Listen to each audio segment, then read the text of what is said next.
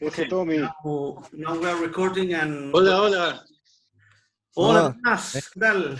¿Qué tal? Hola, ¿qué tal? ¿Cómo estamos? Qué bueno verte. ¿Ya volviste? Igual. ¿Te fuiste? ¿Estás ahí todavía?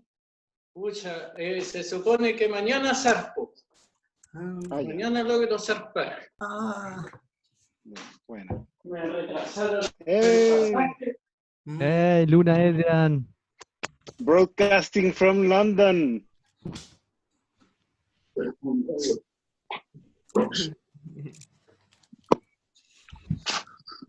Ay. Hola chicos. Hola, Luna. Hola. Qué bueno verlo. Sí. The bar is open. Great to see you guys. International Sound Poet Bar every Wednesday night. And then, Yeah, salud por eso. yeah. Cheers. We drink our poetry. Cool. Estaba mate, but not.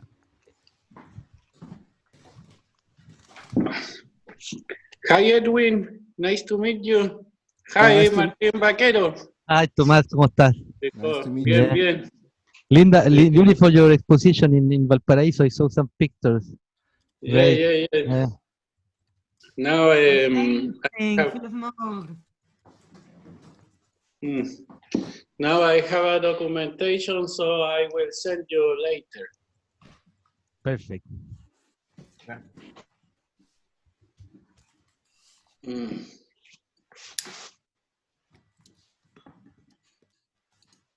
Felipe, you have to let me share the screen.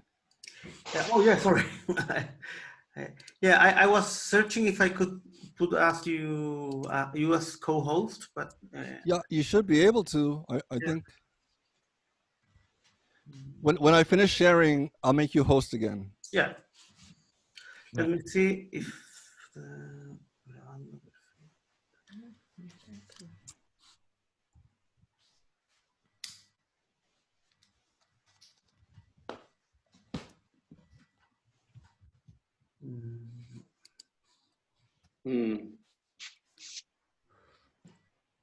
So I watched I saw some of your work. Huh? Yes. And yes, from you, Edwin. See, some you work with fragmented ecologies, no? Oh, yes. Yes. What about that? It's about the work in fractured ecology. That's a new anthology that just came out. I think in the Netherlands. Pero the work in that section is it's like the language. It's like the language becoming from the ground, and the ground being the body. So I'm looking at how the poem becomes the poem and how the poem talks about. I'm going to read a little bit about that in the performance. Yeah, it's playing with that. Yeah, and we'll talk more about that later. Yeah. Yeah, because the idea is that Edwin will start with a performance of 15-20 minutes, and then we will have time to discuss about his work and put some question like we did it before. Yes. Then we start when you like it. Okay.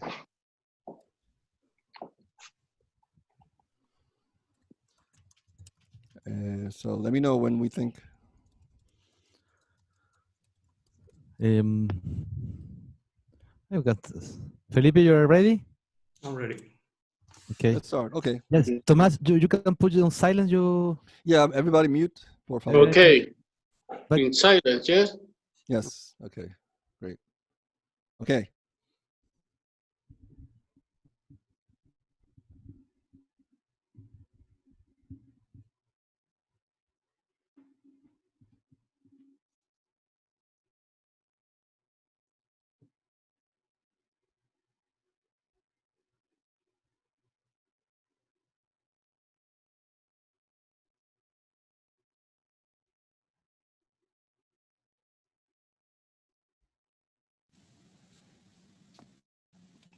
Poet Edwin Torres repositions the core of poetry.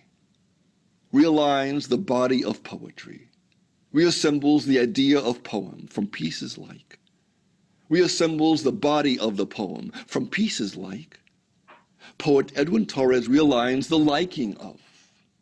Poet Edwin Torres repositions the framework of. Poet Torres renders the framework of the possibility. Poet renders possibility. Realizes the possibility at the core of poetry.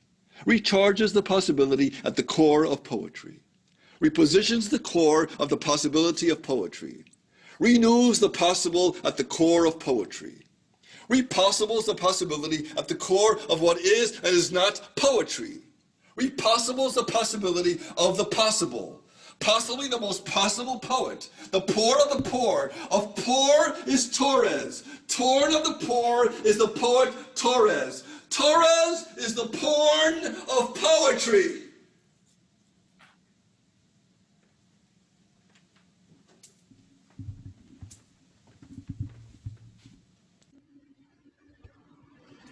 Okay, here we go then.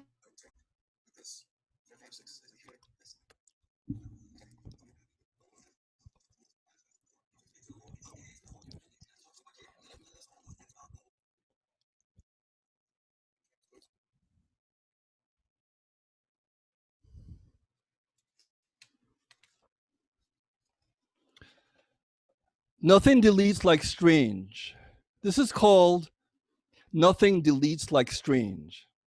Mr. Entertainment was here, and he was boring. Esto se llama Nada Suprime como Extraño.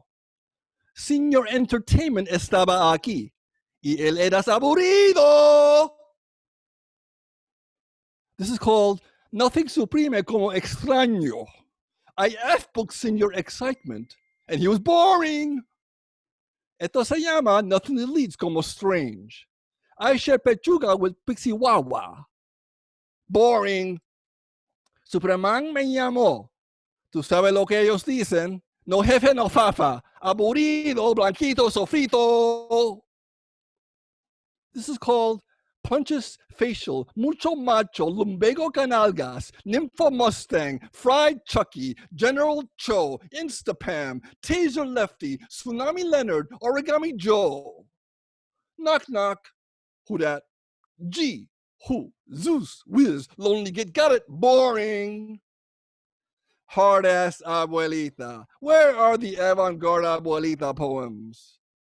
Quiero los poemas malditos, super chinga carajo, tetonas, cringe-inducing hard-ass avant-garde abuelita mofo poemas. Boring. I was born with my hand up my bum. Nací de mi mano en mi culito.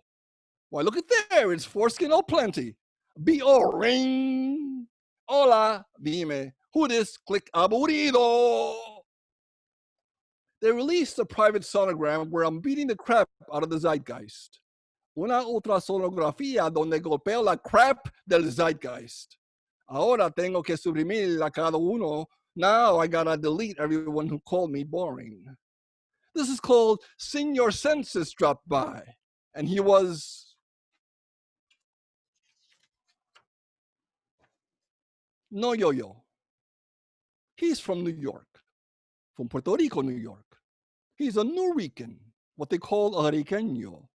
Being new or trigueño, speaking new or Rican, a New York Yorker, is he new or a porter? A port of sherry, cherry cherry, Puerto Puerto, York, oh yoko coco. ¿Qué hablas? Se habla coco.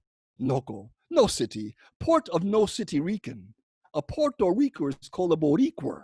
A Boricua. A boring what? A bore. This is boring. Into my yawner. What you saying? What news saying? The news say, be the new city of York. A Yorkie, a pit, a bull, a toro, a borro, a nores, a city no-no.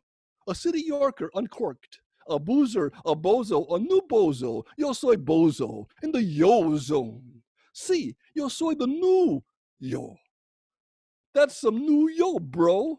Yo Rican, see, soy no Rican. He's no Rican from Noricua. He's no you.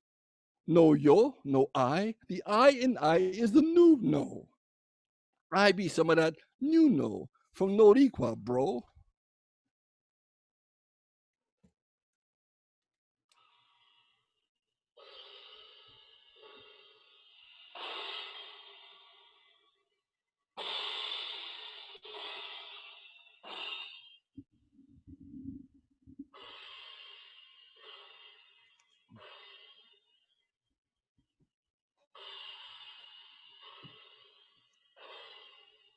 Que saron, saron, saron.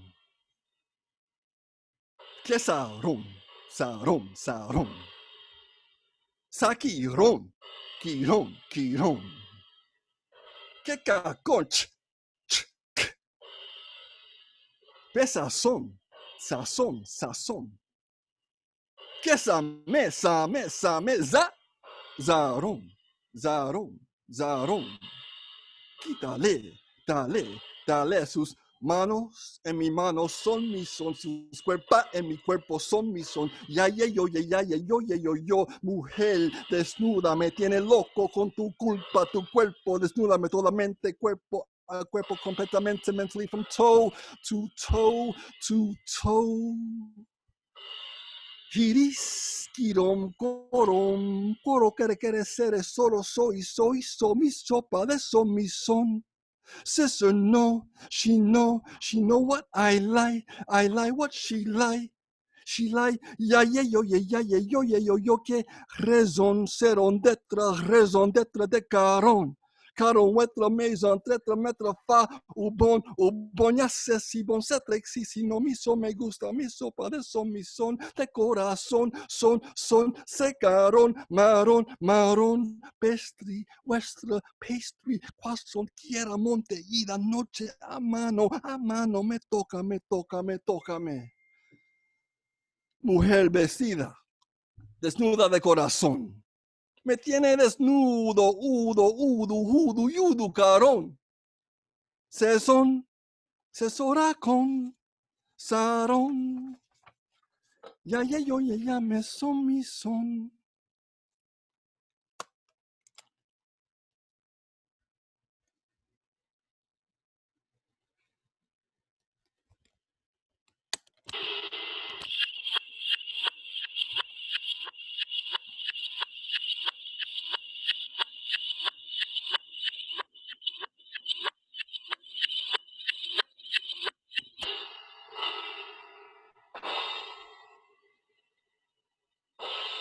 Survi coronavirus. Survi coronavirus. Panidikime. Salcoruvino. Panidimikes.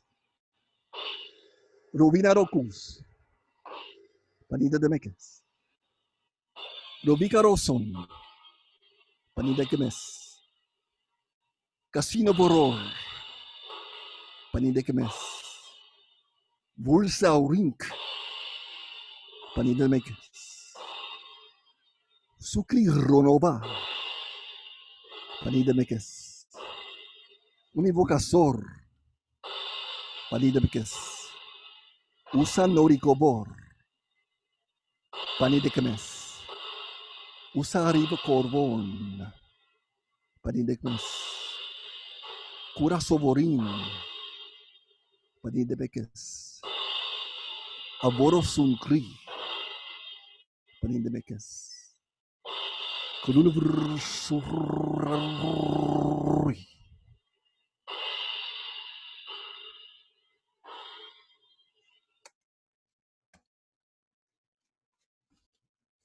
Cell division.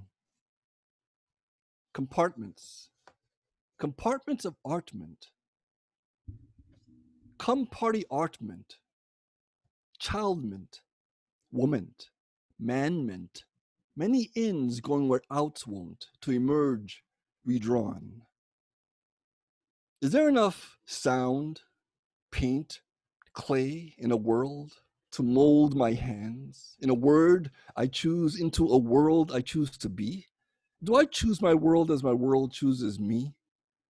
There is noise, and there is ois, and there is also zzz, all of which appear as quadrants in the mind.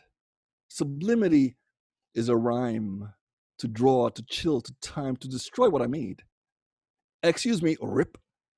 I'm not wreck, splack, pound. Okay, I want to watch. Says message to messenger. Says stayer to immover. There was some building some.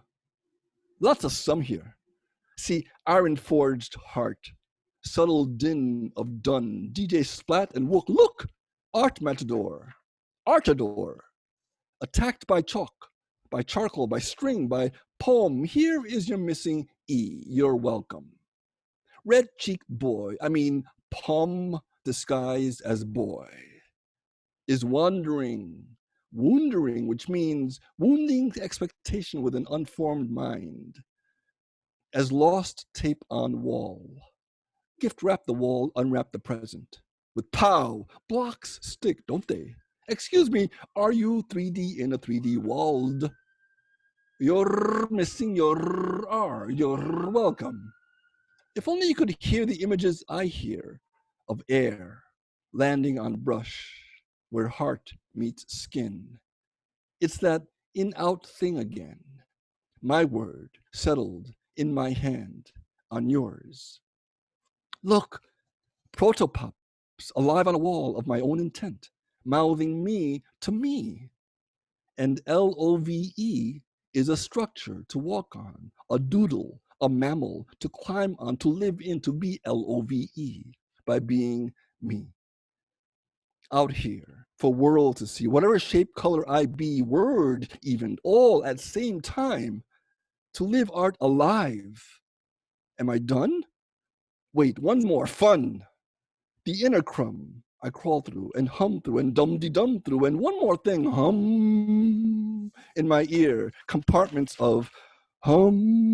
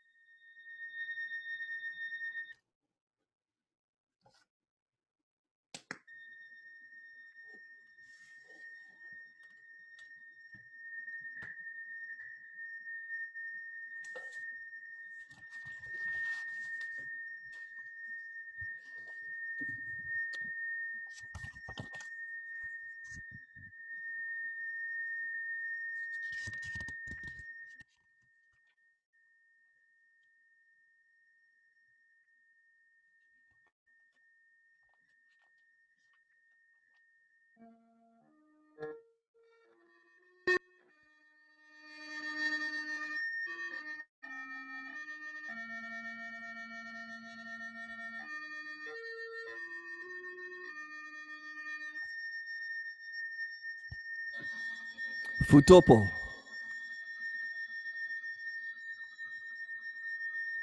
Break the city. Break the city from its sect. Insect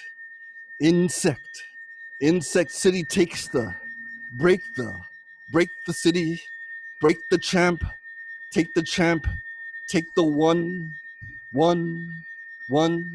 bzzz, bzzz, bzzz. Hear the one, bzzz, bzzz, bzzz. Come back to the cell and save us. A terrible thing to save us. Fear the one, tear of all fear. The tear of all fear is fear. The tear of all fear is a fear drop, boy, drop. Fear the boy who says, I am bzzfict. I am just bzzfict. The bzzfict boy says bzz with love, says fear with love, says girl with love. A terrible thing is love. Peligro de la moridad. Peligro de coronizad. Peligro de cantaradad. Peligro de soledad. Dedad. Dena. Dedad. Deda. Nada. As if I were falling. As if I was calling. You come, you beaut, you fallen. Mírame, tírame, vírame. Mama me, dígame. See me, feel me, hear me. Mama speaks me in the 40s, 50s, 60s, 60s. The 60s are 60s.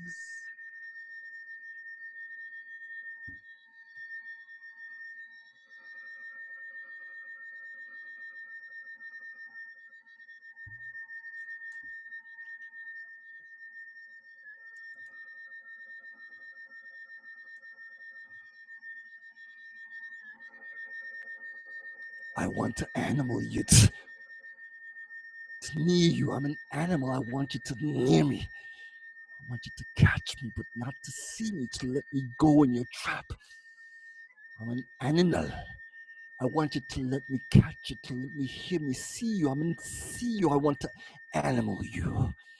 I want to see how you hear me when I catch you sitting in the dark, sitting where I don't dare you, but see you in the hearing. I'm a dark hole. I want to animal you. I want you to me hear you, man. Hear you. I want to into my see you, animal you.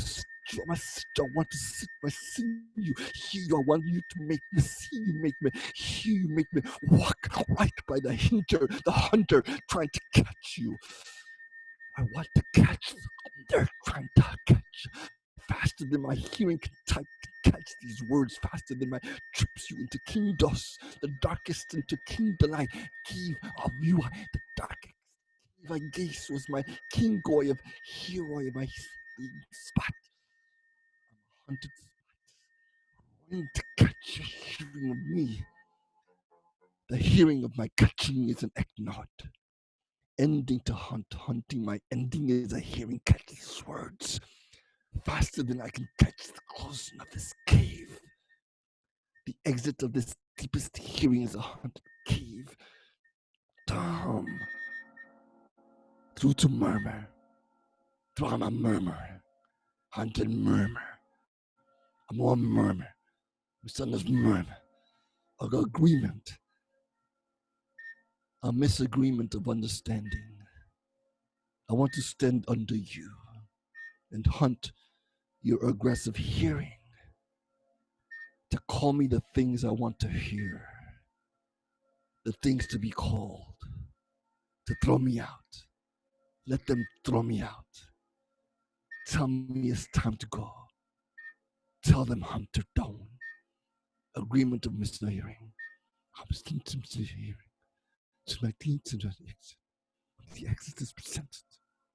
To left to right. To leave my hearing is an agreement with your sitting. With the sitting of all these hearts. All these candles breathed upon. My sitting is my thousands, is what came before me. The steps I creaked when I left before me. When I left before me, throw me out, return, throw me out to the lovely immersion of things I'll never hear, but be.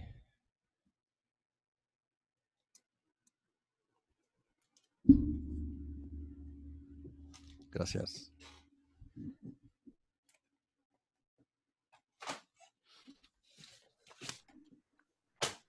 Let's turn our mics on to give an applause that you could really hear. Thank you. It was great. Thank you very much. Wow. Well, the idea now that we got a great introduction to your actual what you're doing is we can start the conversation with some comments about what you did or questions. And I have only one question. But well, what I want to say so is that Martin and I talked earlier about a little bit of what I'm interested in now is how to take the live performance theater into the Zoom world. How do you disconnect? So the performance I put together was a little bit about, what does sound do? What does the visual do? What can we do with the space that we have? Involve people, because now our home is our theater. And usually we go to a theater to escape, to kind of be wrapped into the artist's sound and lighting and everything. So what can we do at home? Yeah, that was just my question. In fact, I mean, because lots of people these days are just putting an audio, for example, or just reading. I mean, and it's gay. It's great. Sorry, it works. But the idea is, if we have lots of limitations, of course, right now. We would prefer to be doing this stuff in other places, but we are here, so what can we do? So I love when you change the focus or adding some other noises, etc. It's another possibilities that maybe you shouldn't have thought about it if you weren't in this situation. I mean, the limits create the new possibilities. Absolutely. The challenge is to communicate however you can communicate with whatever tool you have. And I've always felt like, on stage, I love working with an audience and, my body moving around and doing these things with the microphone. And then how does that relate to the page? So now on the page, when I'm not there, how do you kind of get across, this crazy other world with language or just in another location? And then Zoom. So yes, it's how you kind of take the limitations and make that become the new language, the new virus. Yeah. I love always, because I think all in your work you're connecting different things. Your like your life, the politics, your condition of Puerto Rican, your love, anyway you're capable to put all of that in poetry, and your poetry, the first time that I saw you in Paris was amazing, fantastic. Was in a boat, and you were like, crying, throwing things through the windows, like jumping outside the boat and coming inside. Wow, fantastic! Like you're using all the space, and now, I realize that you can put everything, concentrate in that Zoom performance in a way. That's the thing. The working with space, understanding the space that you have, and what can you do with the space? Like the space of the language, but of the on the page, in the line, in the black and white, in this area. So yeah, exactly. Exploring what you can do to bring somebody else where they didn't expect to go. Yeah. Inside, outside. Through the heart, throughout. Yeah, like open minds in the poems, no, and in the feeling, and your poetry is really like engage that kind of sound, the movement, the colors, the expectation, the silence, the surprise. Anyway, I think it's really surprising, your poetry, and also the books that you write, the poetry, that is really like also like concrete poetry and visual, and and all the books that you wrote, like 8 books, I think, no more, like maybe 10. And anyway, always surprised me that kind of connection with sound and meaning. How do you feel your process in your creation? You start with sound, you start with meaning, the connection of both. Do you have a plan? I think when you do something for a long time, it just happens at the same time. When you kind of like, when you give yourself that opening to kind of like let yourself, be who you are, and that, that's a lifelong, it's a lifelong walk, to find out who you are, and along the way you kind of just like you trust. I think there's a trust that you build with yourself to know that you may not have the word for it or the sound for it, but it feels right. So I think as I've gotten older, I trust the ability to just let it go, to kind of just see like, okay, the combination of sound and meaning does not exist in a word, so I'm going to make up the word. So you kind of like allow yourself that space. But Felipe had talked before the meeting started, which I thought was interesting. We talked briefly about the religion of sound, and I thought that was really interesting. How like we were talking about sound becoming or noise, or maybe sound poetry, a place to kind of go into to kind of become a belief system of some sort. Is that right, Felipe? We were talked about that a little bit. Like, Yeah. We were also talking about this idea that, of course, lots of religions have their own take on sound. I mean, or singing, or instruments, etc. There are some prohibitions also. There are some religions that don't allow to use some instruments in the churches, for example, or allowed to use other instruments, etc. There's a wonderful book by Guy Beck, and scholar. He's specialized in Hindu music, but he edited a book with lots of articles about music and sound in Christianism, in Judaism, etc., and other great religions. But what is interesting nowadays that we live in on a world, I don't know. I think that the religious is more dispersed. I think, and there's the possibility of know about other religions that the one that you were brought, if you were, of course, than before. I mean, you can study religions as you study poetry or philosophy in that way, not necessarily being active part of it. So it's great now that you can take those ideas about sound and music, and you don't necessarily have to believe in that specifically. Well, that's my idea. Maybe you you don't agree, of course, but well, poetry and religion is always interesting for me. I always, like, you look at like the poet on the microphone, yeah, and they're talking to the following. yeah. So Exactly. there's a lot of, the idea of the one person having the message for the masses. Yeah, the connection. Yeah. Yeah, the connection is to me a problem, and Yeah. I like the problem. I work with the where, like, who has the power, who what are you in the audience thinking when I'm up here, and vice versa. So I'm interested in breaking down that hierarchy, and there is a talk, there is a lot about faith and about trust, where religion sometimes has a lot of you have to think like me to be part of my club. Yeah. And if you don't think like me, you're part of another club.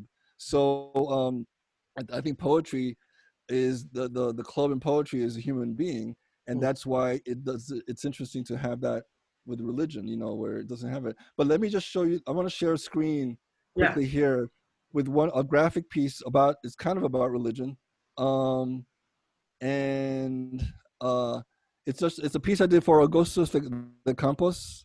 There was a show. I don't know. Is that showing? Yeah. So this was he has a piece, I think it's called Código, where he's playing with CODIGO, and I thought, like, I want to make a logo for God, GOD. So in making the logo for God, it's like, okay, well, then there's a world, and then as I did it, the words came to me about amazing God, and how amazing God could also be amazed in God. So God becomes, anyway, it's hard to give definition to poetry. It just felt right. But the poem becomes like a sound piece. Amazing God, amazing God, amazing God, and it goes on like that. And it's sort of like playing with like what religion can do a little bit, but it's also just like, well, what is faith and what is belief system? Then Malevich has the black square, and the black square was Malevich's comment on belief and religion in that way, like worship the black square.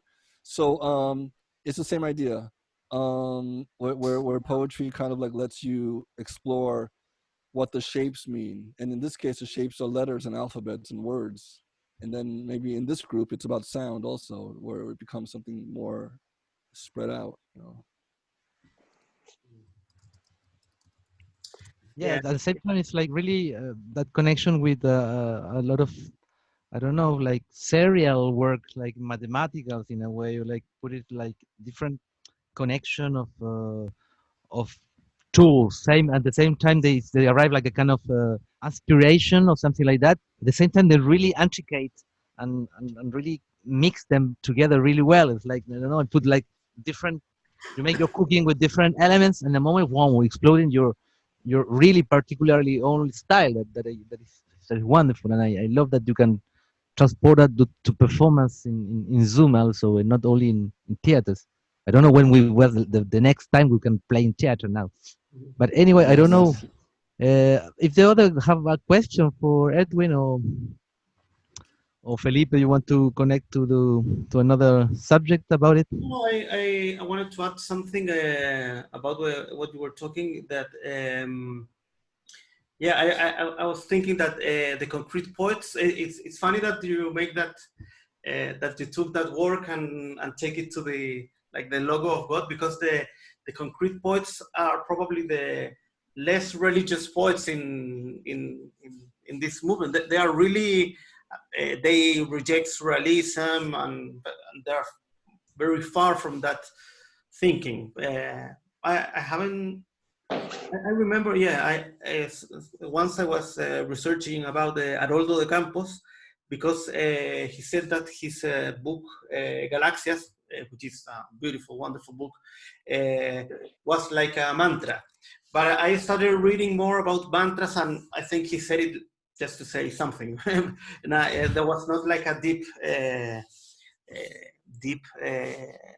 consciousness of what a mantra it could be, and that level of repetition and all that. But I wanted to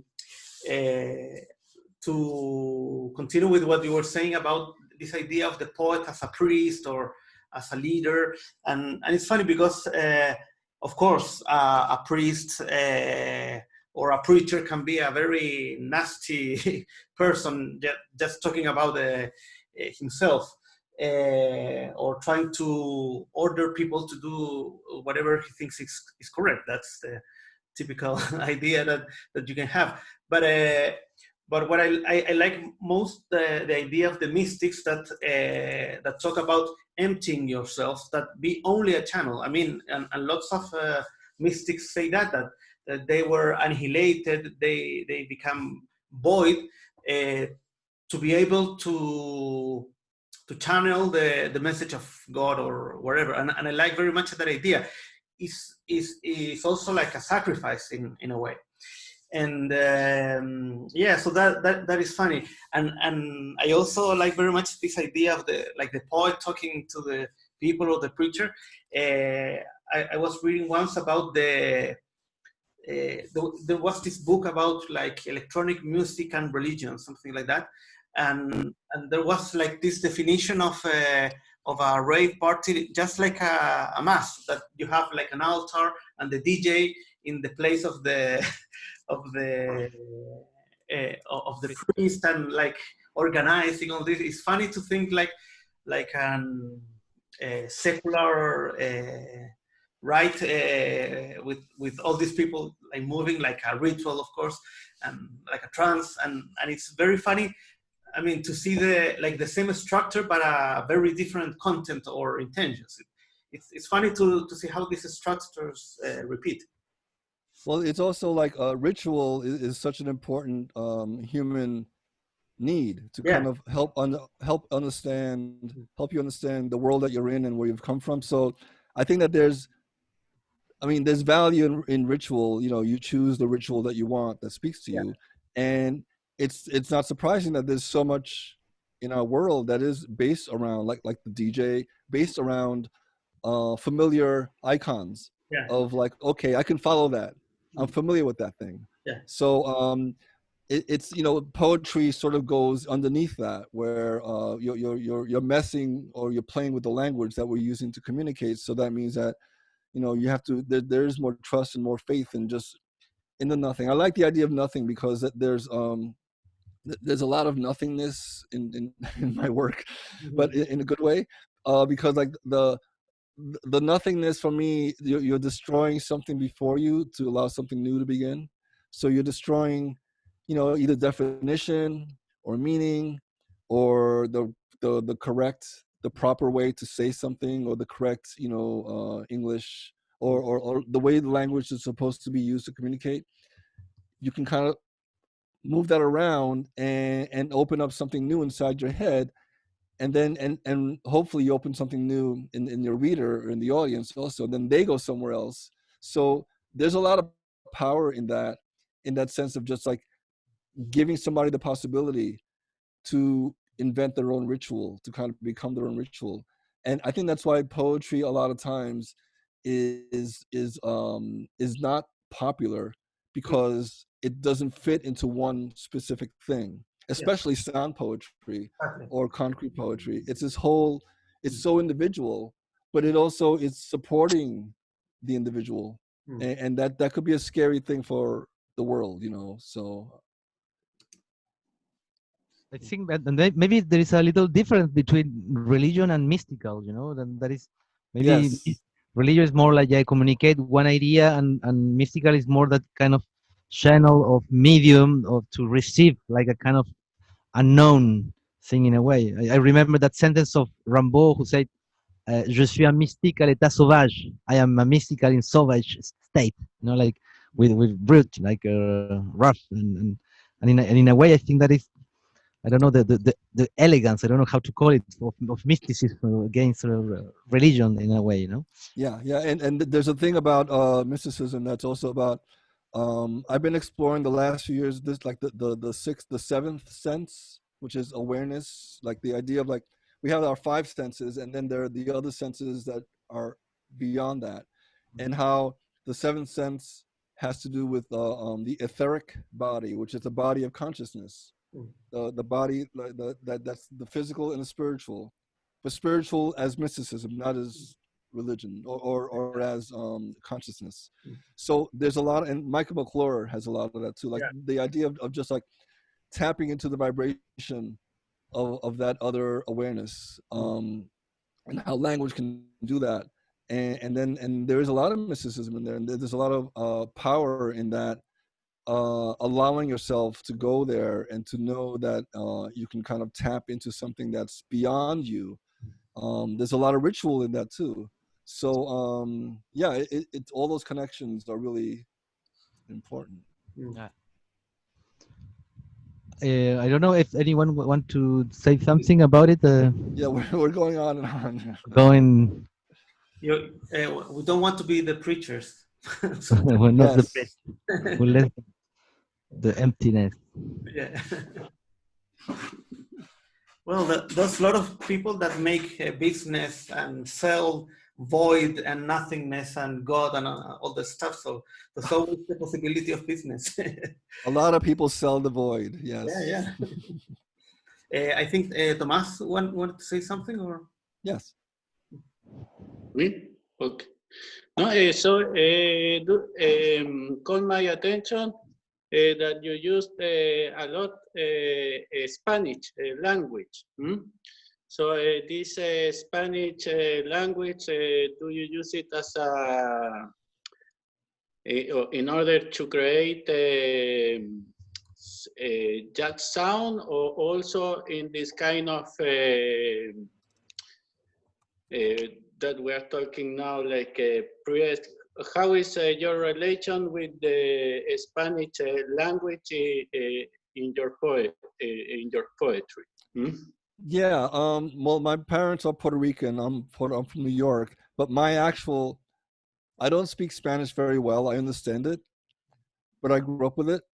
And as I started writing poetry, I realized, well, I didn't know how to write about being Puerto Rican, and also that was not interesting to me. I didn't want to write about where I was from. I was more writing about how things become things, not who I am. And then as I got older, and I kind of put the two together. So to answer your question, I think I was allowing Spanish to kind of, but the English language that I was writing had a lot of Spanish rhythm in it, and it was just there. It wasn't conscious. It was just like, I think in rhythm in that way. And as I got more into my writing, I realized, well, I have to kind of embrace my birth language, and I still don't speak it well. I understand it fine, but I don't speak it correctly.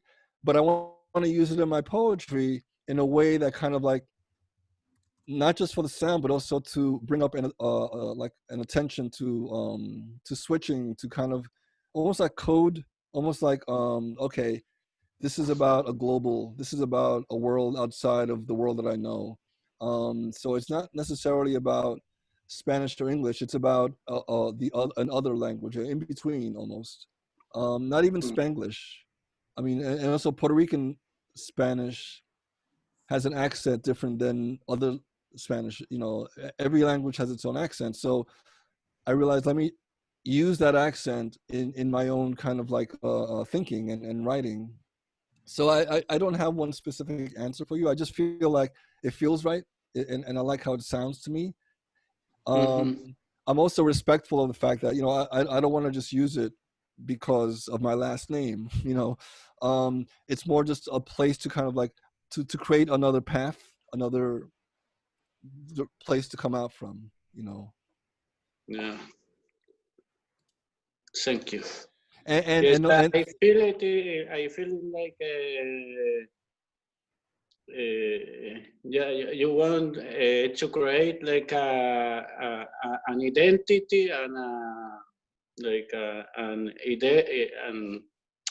identity for the community too. No, so you are talking this, but this is like like the people when it's praying, when you're talking, but sometimes in Spanish they also can have this song, huh? Like the people over there. Right. There's a lot of community to it. Yes, yeah. So yeah, I like that. Maybe Riz want to say something?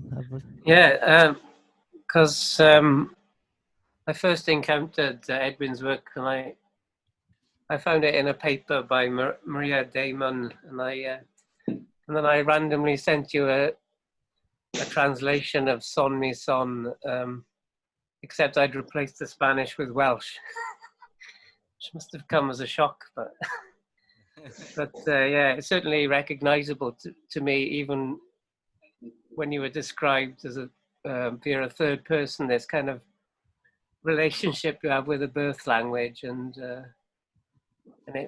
it needs to come out in poetry, doesn't it? You know, so yeah, this poem I've got, which is it's in my latest book, by the way, the translation of Son Mi Son into Welsh. Oh, you sent that to me? I sent it to you on Facebook like 5 years ago or something. I've got to see it again. So yeah, I'll send it to you. I'll send you a book. Yeah. So Son Mi Son is playing with corazón, of course, and using that, and that was actually, it's a very early poem of mine that was inspired by Schwitters, you know, and I was trying to like do my version of that, my Spanish version. I heard that and I said, oh, what would that be like in Spanish? You know, so just exploring and trying it. See what happens. That's a coincidence, because I've been translating Schwitters into Welsh as well. Oh, fantastic. That's great. Kind of joke. Yeah. Why would you translate anything into Welsh, especially Schwitters, you know? And Riz, what do you think about the idea of the poet and the priest and the mystical? I know you work like a shaman sometime, and your work is really mixed in that kind of way between mystic and action and poetry. And can you tell us the idea? Yeah, I tend to like be channeling some sort of like Welsh priest from the 18th century or something, because it's very like violent almost. My performances are loud, and but I try to not really be saying anything, you know, so I try to balance the violence with nihil, with nothing. Now, so I just present the thing loudly, so they have to engage with the performance itself or not, whatever I might be dictating. So what Edwin was saying about like the seventh sense, that was quite resonant as well. I thought the the performance you did, Edwin, was really like good at emulating the live thing. Do you find it? I was going to ask you, do you find it difficult interacting with Zoom? Because you seem to have got around it very well, but like my performances are so visceral that I can't really like engage my seventh sense with this camera, you know. I find it too mediated. What do you think about that? Yeah. Yeah, that's the thing. That's where we're at. I'm doing this workshop on Zoom like in a few weeks, and I'm really nervous about it because I've given a lot of workshops before, but they're live, and they have a lot to do with the students working with each other and touching and they're very visceral workshops. So I have to rethink how that happens. I did a poetry series last month, and I had some people on it that were poets, but also there were people that were that did body work, like meditators and psychotherapists. And I asked them about touch, like how do you deal with touch in this world? And they said something really interesting where they were saying, well, my touch becomes, the words become touch. Like what I say becomes my fingertips on you, literally. So, and they went on and they explained it, but I took that as a way to kind of like trust the sound of what you have to say, but also in a way, when you believe it, it happens, when, you know, without giving it too much meaning. When I tell myself, okay, what I'm saying, and the microphone is my world, I'm right here with the microphone, and that microphone is going to be the touch, the visceral quality into the camera. So that idea, I think, has some resonance, where like the idea that you are your touch, you are your, you know, without getting whatever, the consciousness of the words breathe out of you. I mean, like in a live performance, I feel like when I'm connecting with the audience, I feel like I can literally float over everybody with the sound of what I'm doing. And then I feel that back. I get that back. And I'm starting to feel that happens with Zoom too, where if you really believe in what you have here, it's going to come out. And you're not going to get everybody, and that happens, but it, you know, you're very much in the work, in yourself, and it comes out like that. Yeah, it's quite an adjustment, isn't it? It's totally. Yeah. Because I find I trust my body and I trust the subconscious to make sound. I don't necessarily trust the message. There's something to work on. Yeah, that's your next thing to work on. Yeah. Yeah. Like Yeah. first the sound and then the signification of sound, in a way, you know, like writing with the ear more than with the brain, in a way. Yes. Yeah. And now we're writing with the eyes because of Zoom, right? So that's another thing. But then the eyes is the difficulty, because people are not looking at each other's eyes when they're, it's like, I'm looking at you right now, but you can't tell. So, and I just first time from a friend of mine who's a psychoanalyst, and say, I really can't do this therapy because people are looking at me and I can't see their eyes. And that would be a problem in performance. Anyways, you can't get a real response when you don't see people's eyes. But a friend of mine, he's a psychoanalyst. He was happy that not seeing people, but because they so for him it was the same. I mean, he doesn't see the people when he's hearing them. So, but for the rest, and for teaching, it's really complicated when the students, for example, aren't using the camera. And sometimes I've been talking to no face at all. It's really, I mean, you always feel stupid when you're teaching, but in this case, it's even more. Like you're talking to a mirror or a blank wall. Yeah. And sometimes, and also you see all your hands moving and all the stupid gestures one does when he's teaching. So, Well, it's a real See yourself. That's right. sorry. it's a Yeah. real adjustment because like it's a new tool. It's a new it's a new TV set, and the thing is that we get wrapped up. It's easy to get wrapped up in how is this coming across, and forgetting the what. Like what am I writing about? What is my message? And it's easy to forget that because you want to feel that you're connecting and that you want to that what you have to say. I mean, poetry has so many complicated possibilities in it, and that needs to continue. But right now, there's like a place in time where it's no longer a book. Like the book is not going to be enough to give. Well, the book should be enough, but now there's this other reality. So it's actually a great time to experiment and to play with stuff and see what happens. And that's where sound and everything comes in. Yeah.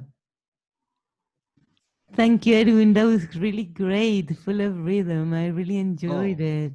Thank And I you. totally agree with Gastal that it's so weird, kind of the eye. For example, we are now projecting this on the wall. So it's kind of weird because we're like always looking somewhere else, even though we're looking at you. Quite strange, like where the eye goes.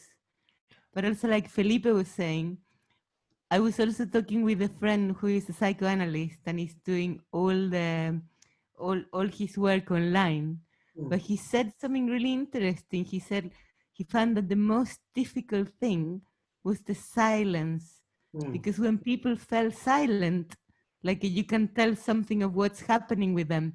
But on the web, you always has this delay, so you can never like exactly tell where is the moment. I thought it was really interesting as well. Oh, that's a beautiful, yeah. Like, is the silence delay? Yeah. Exactly. Silence is delayed. And in reality, silence is always delay, but so now we give meaning to that delay, and that becomes, okay, now what? So yeah.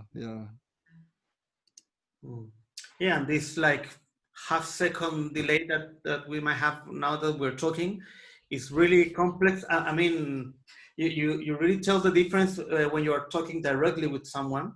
It's more fluid but now we have to stop and sorry, I didn't hear you, and all that. It's full of stops and crackles and I don't know, like deviations, the conversation. The glitch culture, the glitch of what doesn't quite continues. Yeah. Also, your Spanglish is very good. What's that? Your Spanglish is brilliant. Gracias. It has evolved over the years to become I don't know what, but yeah. That's nice when we are talking, because sometimes the sounds arrive before the image, and it's like the thunder, the same, and we hear before the sound, and then the light arrives in a way. And I have the impression that sounds arrive first in a way that the feeling, the cats, by example, the feel, the sub bass, the sound of a window who will close with the wind, before we can hear with human ear in a way. They are really like the animals in general. They are more sensitive to that kind of inaudible sounds, like, and at the same time, sometimes we have invisible people in our performance in a way.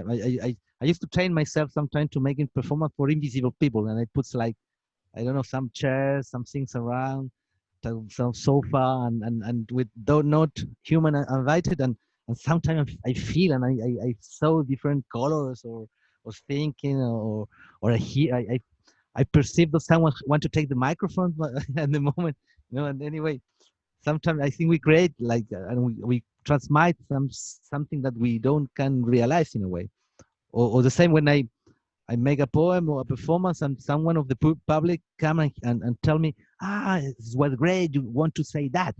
And I never thought about that idea he told me, but the reader or the listener completes the poem in a way. We just like put the first movement and the communities with the spectator, with the public, with the with the people who hear or listen the way, or to feel in a way, for to touch the other one.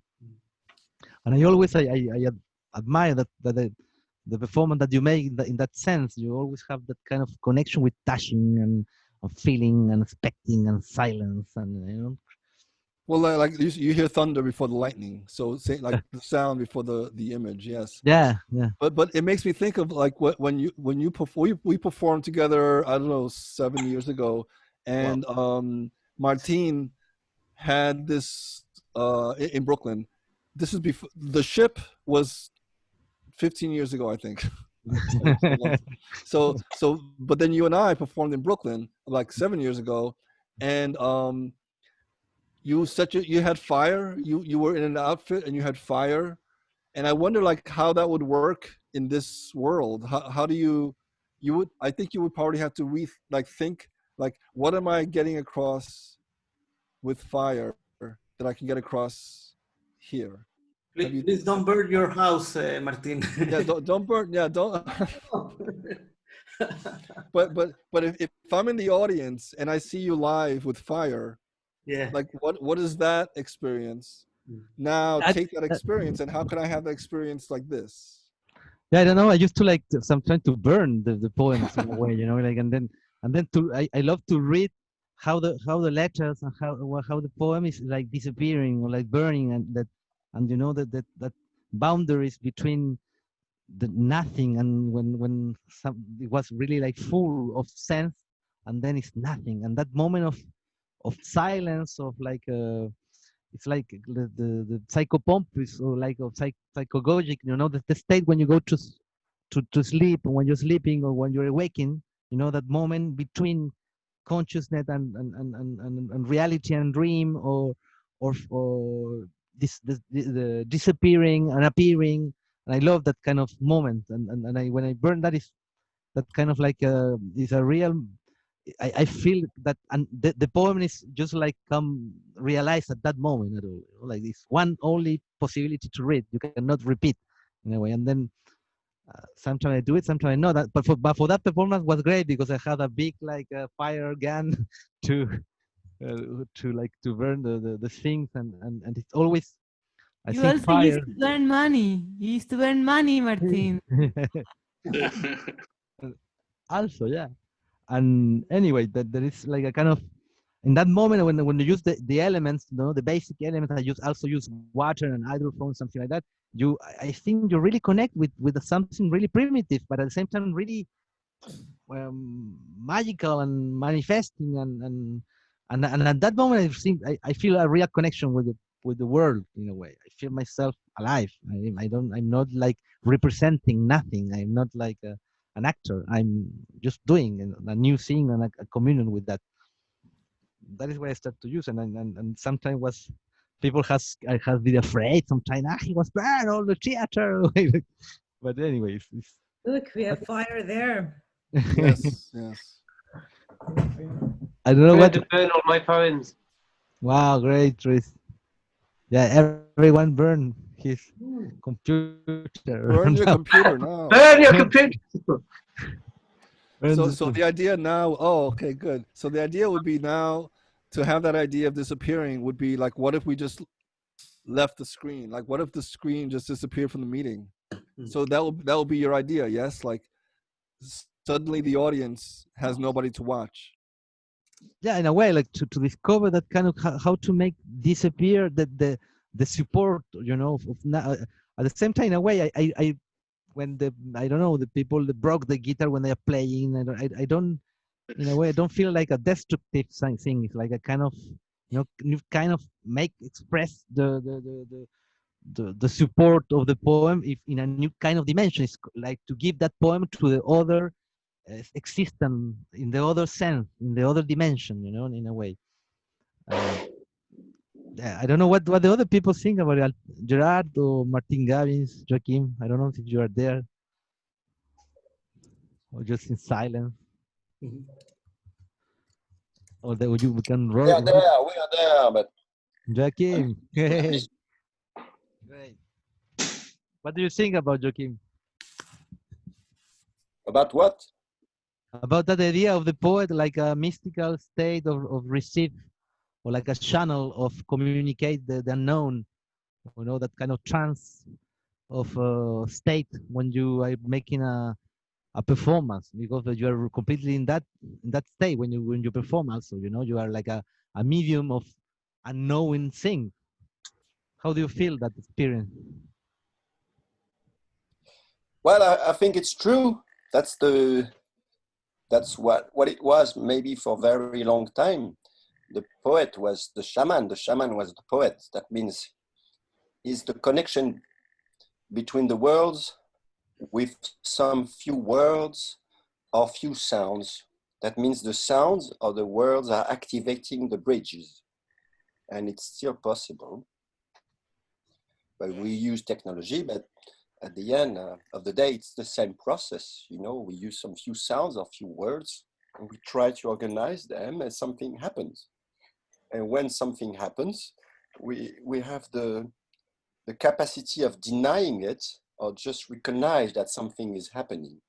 But if we use too much rationality, we go for denying very quickly because this is not possible. We don't know how it works, but we know we can feel something is happening. So to me, that's only what interests me really. When something is happening or manifesting, then we can recognize it and then see how it works. And maybe we don't have the clues yet, but we know that maybe we are part of it, the process. And of course, channeling and everything and so on. That means going back to the visionary state. Sound is very close to vision. That means you start with the vibration state and hearing and connecting on that level. But at the end, you also have these visions. So when you have visions, then you start to have a language between different things. Words, images, sounds, vibrations, and how you connect all those dots together. And it's more and more clear if you experienced it. But sorry, I have a drink with a lady and I was listening to you. I don't want to speak. No, it's good. No, because and do you feel something special again when you are like in trance in your powerful performance? Do you receive some connection? How do you feel, or the connection with the public, with yourself, with the invisible? Well, someone asked me that question a few days ago, recording something, and then I was saying that at this state I don't want to express things like me and the public, for example. I don't feel very a division, and from my perspective, it is something that is happening. And for the last 30 years, it took me a long time to figure that out, actually. Before that, it was surprise and see, wow, something is happening, but I'm not sure what is happening because it's so dense and so much energy around. And sometimes you see things happening in the public, also in myself, and I don't really know what was happening. But then now for sure, to me, the final thing is that something is happening. So asking the good questions is very important. So if we want to go back to some kind of source, it's just to recognize that something is happening and manifesting.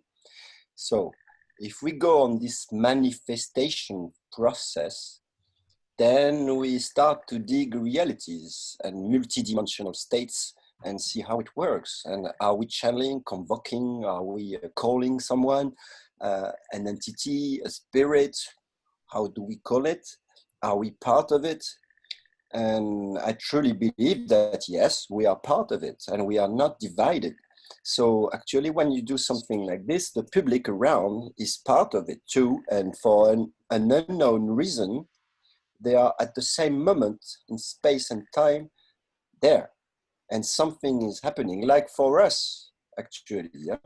The people here, we are all in front of our computers trying to understand and talk about few things, and at the same time, maybe we share some portions of consciousness, or maybe we are the same consciousness above this this area we call computers and so on. So actually, if I want to do a resume, yes, very quick resume, I would say that only. But this is so deep, you know, this is so layered, and I could go on for hours on this. You know me, Martin. So I'm just having a drink, okay, and eating some pasta. Anyway, and the process to me, we discussed that many times. The process to me is poetry. Poetry was always that to me. The link between the 3,000 years poets, or what we call them at that time, you know, bringing a little bit of text or performance or something with a bit of music, and the spirit and the breathing process and the connection in the context, and the shamanism process very close, because shamanism was everywhere around before the huge religions. So you have all these strange processes of those bards, poets, were there everywhere. And to me, the shaman, what we call shaman, was just someone who got the connection and wanted to keep that for himself, which was wrong at the time. This is why we are breaking the wheels nowadays, because shamans can be anyone. Shamans can be anyone. That means anyone can be a shaman. That means anyone can connect to the spiritual world and the visionary world. So, and the shamans from 1,000 years kept that as a power struggle in some social context, very small tribe and so on. So this is, the wheel is breaking nowadays, for sure. Anyone can take a little bit of mushrooms or something and connect to something else. And this is not only happening in the brain, of course. And when you do a performance, it's like the same. It's just, it's not just breathing, hyperventilating that is giving you some visions. This is not. This is another realm connecting to you. And that is entirely different. You know what I mean? It's just not a body. We are not a body. So the poet is above the division of the body with the world. And that's the rule of the poet, I guess, to bring that again and again and again and again in many space and time, maybe, you know, situations. That's my point of view, actually. I truly believe what I just said. And this is what I define as poetry, I would say. Martin, I don't know if I answered. Yeah, of course. For that, someday. Exactly. I don't know. I want to listen also the others. What do you think about that idea? I think there's a connect. That is, I feel in sound poetry in a way. We can that kind of connection. You know, that we can before the thunder and the lightning. Then it's something arrive in the sub bass and in the high sounds before the meaning, before we be recognizable sounds in a way, and then we are always in that kind of trance, and the electronic stuff like help us sometimes to arrive to quickly or in another way to that kind of connection of the wholeness and the emptiness, the void and the full and the, I don't know, the appearing, disappearing things, congregation and disgregation of sense. I don't know, that it's really, really different. You know, that is why it doesn't exist, the life and death. It's like just congregation and disgregation in a way of atoms that are vibrating together, like individual people who will die, but all the collective stay will go like in different dimension and different kind of levels of perceptions. I don't know, Felipe, what do you think? No, I have a question for you guys. Do you achieve or have the feel of a similar experience when you're writing, just plain writing with a pen or in the computer, but in that process when you are really like I mean, this whole idea of inspiration in a way. Do you have a similar experience? Not, of course, it's different than performing, but when you're alone writing and sometimes things like go to another level, what do you think about it? Or if you are, how do you say, dibujando, drawing, for example. I mean, not on the stage and with other people, just alone.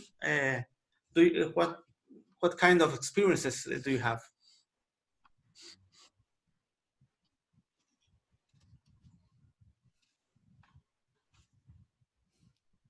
What do you mean by going another level? You mean? I mean, like,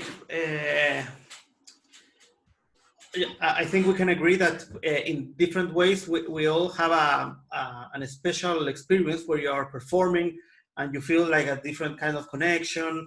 Or in my case, it happens most when I'm improvising, for example, not when I'm playing something that is more written or organized, but when I'm improvising, I like very much this experience of don't knowing very well if what sounds is what you were thinking of, or you're improvising with one or more people and you don't know if the sounds are the ones that you are doing or other.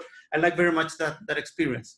Like being lost, like feeling dizzy in that experience.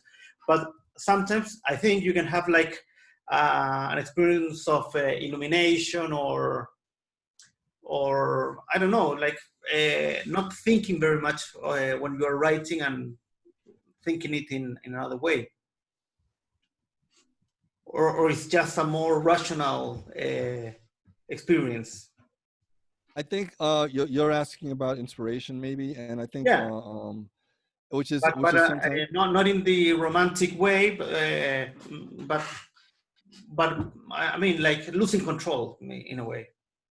Yeah, I think that there's moments where I know that sometimes I get lost in writing. I like you're saying, I think we all relate to being on stage and being in a flow and being connecting and everything. Alone at home, or with wherever I am with my piece of paper and writing, it happens sometimes where, not always, but I think that when it happens once, it happens a lot. Like, if it's happened once to you where you realize, oh wow, I traveled somewhere as I was recording these words that were coming to me. That stays inside you, and you're able to channel that later on, or at least, if not channel, just like you can let yourself know that you trust the process. The process has a reason. There have been moments where I'm writing something and I'm just like, blah, blah, blah, blah, it's just coming out really quickly, and I feel like there's just another energy, and it's mystical, ritual. I don't know what it is. It's just like you trust that, okay, this is correct and it feels right, and the more you do it, the more it registers in your head that you're allowed to do it. So I don't think there's one specific answer. I think that it's more giving yourself the opportunity to keep going, and to know that you may not have an ending, but that's okay. You kind of it comes out, and then the other part of you comes in and looks at the writing a week, a year later, and sees, oh, I can work with this. But in that moment, yes, I think it's kind of exciting when that can kind of just like flow and come out in that way. And there is very much a connection. I think what Joaquin was saying about like there is no real me or you. We're always together. I think the writing and what's coming to you is very much, yes, it might be about your specific moment or your family or whatever story you're telling, but there's something bigger that's coming in. And so when you're on stage or when you're able to communicate that, it's not just this one little world, it's more about all of us in that way. And there is something very mystical and very kind of beautiful and unexplainable about that. Like, it's good to not explain and to know that it's okay to kind of just like let that happen in a way.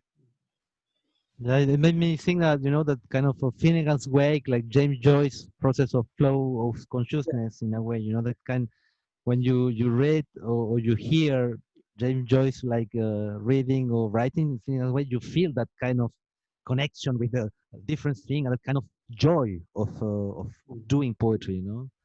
That is for me, like that kind of joy is really, is I think the best moment when you're like enjoying with all the world, you know. At the same time, it's something like really deep or something like animal or guttural or strange. I think there is a kind of joy in that kind of, maybe the joya, like Chuba was saying, you know, the difference between joy and joya. And joya was that kind of, you lose control. It's not the joy of a goal of the football player, you know. It's a kind of unity with the cosmos, and you feel that you are like making new things and laughing and going deep in different sense. And for me, that, yeah, you know, I don't know, when you write in that kind of state, it's really, really playful and powerful and go beyond consciousness and you find new meanings and of things or new use of some words when you like linking English with Spanish in a moment, or same time we make sometimes with French on English and Spanish or Portuguese, and then you find a new thing. You create an hybrid of a new meaning in a way. I don't know. And you, Felipe, how do you feel the experience of writing? In my case, it's funny because, well, we have talked of this before, but I love studying mysticism. I've been interested in that for like 20 years, but I feel very far from from the mystics. I mean, I've never had a mystical experience, I think, and I don't know. I like the writings of the mystics. That's what I really like, and the experience they tell. I don't know if that exists or not. And maybe if I did have an experience of that kind, I would be like ashamed of talking about that. So, but yeah, no. In my case, I'm very rational when maybe I'm doing really crazy stuff, but I'm very rational. I try to be very conscious.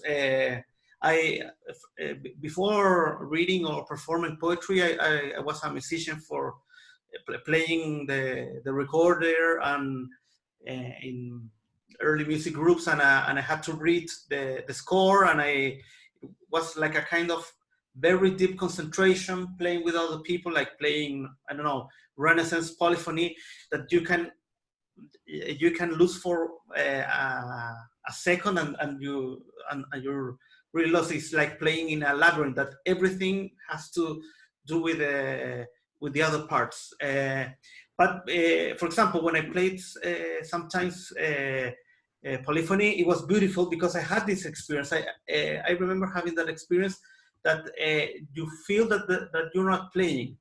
Like you forget that you are playing the music, although at the same time you are really concentrated reading those notes, and you can miss one. I mean, if you miss one, you can never go in again. So it's like playing it's music like Bach, but before, and even more complex sometimes. And I remember had that experience.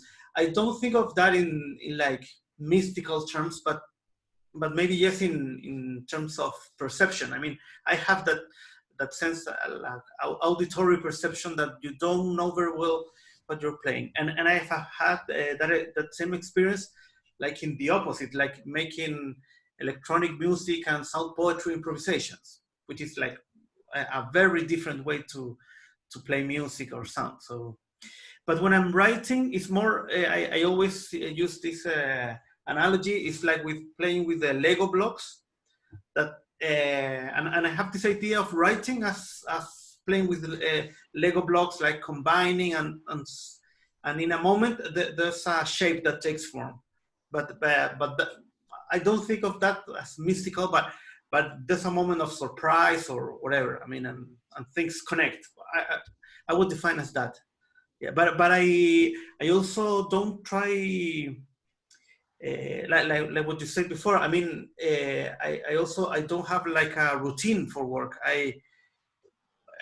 I'm almost every day sitting at my desktop, and and I am at the same time writing emails, preparing a class, paying the accounts, and then I have an idea about something for a poem, and I write it down, and I don't know, I'm hearing music, so it's like I'm all day. I'm lacking a way. I don't have to be all day at an office, for example. I mean, and this haven't changed very much my routine. The virus. I mean, my life is not so different as it was before in terms of working or writing. It's like a mix all day. I don't recommend it, but well, it's what it goes for me. Yeah. That's a good connection to like you mentioned the virus, like how to write about the time that we're in. Yeah. And how that writing can live past the moment that we're in. So that it's not a newspaper article, you know. So the poem becomes a poem every time you read it, no matter when you read it. But you know, it's such a reality change from what we've had before. I will send you now to the WhatsApp group. I wrote a book during this month. I don't like very much like being writing about what is happening in the moment, in the political moment. I try not to do it, but I had this opportunity and I like it. You know, I'm very related to conceptual writing. I'm very interested in that. So what I did is I took like this list of what you should do during the confinement when you're at home, because especially the first week, everyone was telling you should read a book, you should, I don't know, make exercise, you should meditate. I mean, we were in a very complicated moment and everyone was giving us orders. I hated that. And I hated seeing people making bread, and I hated, I mean, I was really mad. Don't bother me, don't do anything, just, and I also, especially during April, for me was a month of really hard work at the university. I had to work every day until really, really late. So I hated seeing people like, oh, I wrote 3 books in a week. So no. So what I did, I took, I make like a collage of all those instructions. I will put the link, and also because it's a very beautiful project of some Mexican friends. It's a publishing house. It's called This Is a Book, and they made books that can be print in just 1 page for each side. So everyone can print and cut and prepare the books in the houses. So there are like 20 books, and some of them were prepared for this time. So great. Yeah. Great. Well, I want to show just a few visual images with that in mind. Yeah. Of like, these are some pieces that I made about the time that we're in, and like to use but just using letters. Yeah. You know, in a concrete way, but not necessarily. But it also goes towards the idea of creating a new world, or creating worlds that we're in. Like we were talking about, like how when we write something, what world are we sharing? What kind of reality is interesting to us? I was playing with like what letters can do. I had all these sentences about how do I do this? How do I? And I was coming down to like this idea of tell me how to be the best I can, or whatever it is. And I just took out the rest and just left them tell me how to, tell me how to, tell me how to, tell me how to. So there was something in like making a mantra almost of like, you know, being told to do something, but also teaching, you know, what is that? What is that space in between? And what happens to the literal space in the space, you know, where the reader can go to. This one, the poem was, if language is made of resistance, which is in the center, and the background is we're doing the best that we can. So it's a very kind of normal sentence. If we're doing the best that we can, and I wanted to play with that, what's normal about it, and just break it up and see what kind of world can live inside there. And I imagine, I don't know how yet these will sound. I don't know what, these could be like musical scores. I'm not sure yet, but eventually they could become something. This is just taking the simple phrase and breaking up the words. In isolation, I found creation. So on one side it says in isolation. Next to it, I found creation, and you have sound in the middle. So this piece to me has a lot of what poetry can do, not just visually, but also how you read it and how the words come at you in ways that you don't expect, and how you can kind of go somewhere in your mind depending on how you read it, and also just make you question the shapes and the space and everything. This is just play. These are playing with that. What letters do? Thank you. What letters do? This one is in backwards. I want you to read me. So the piece is saying, I want you to read me, but it's impossible to read. And I'm playing with like, what the letters do on space, and there's a certain bit of this religion, this idea of the poet or the preacher or the priest talking to the masses, where these pieces are asking you to do something, but what that something is not sure yet. And it's graphic shapes and working with like what can reality do within itself. Then I started just playing with the poem itself and what happens when you shift it. And when you have a double poem, the sound of it, and you fill it in the middle, it becomes another alphabet or another language. And again, this could be interesting to perform. I don't know what it will be like yet. Like, do the spots in the middle become sound, or do the spots in the middle are just noise? I'm not sure. It could be an interesting question. So just exploring what we can do with what we have and with this reality that we have, but also how you take abstract sound or something and talk about the time that you're in and have it live beyond the moment, That's fantastic work, Edwin. That's really, really beautiful. Yeah, amazing. And are you? Yeah, do you have a new project about that? Are you like you planning for a book, or you don't know yet? What's your those next pieces step? right now? Those pieces are there. I have about 40 of them, and they could be a book, because I also like to just write normal poems.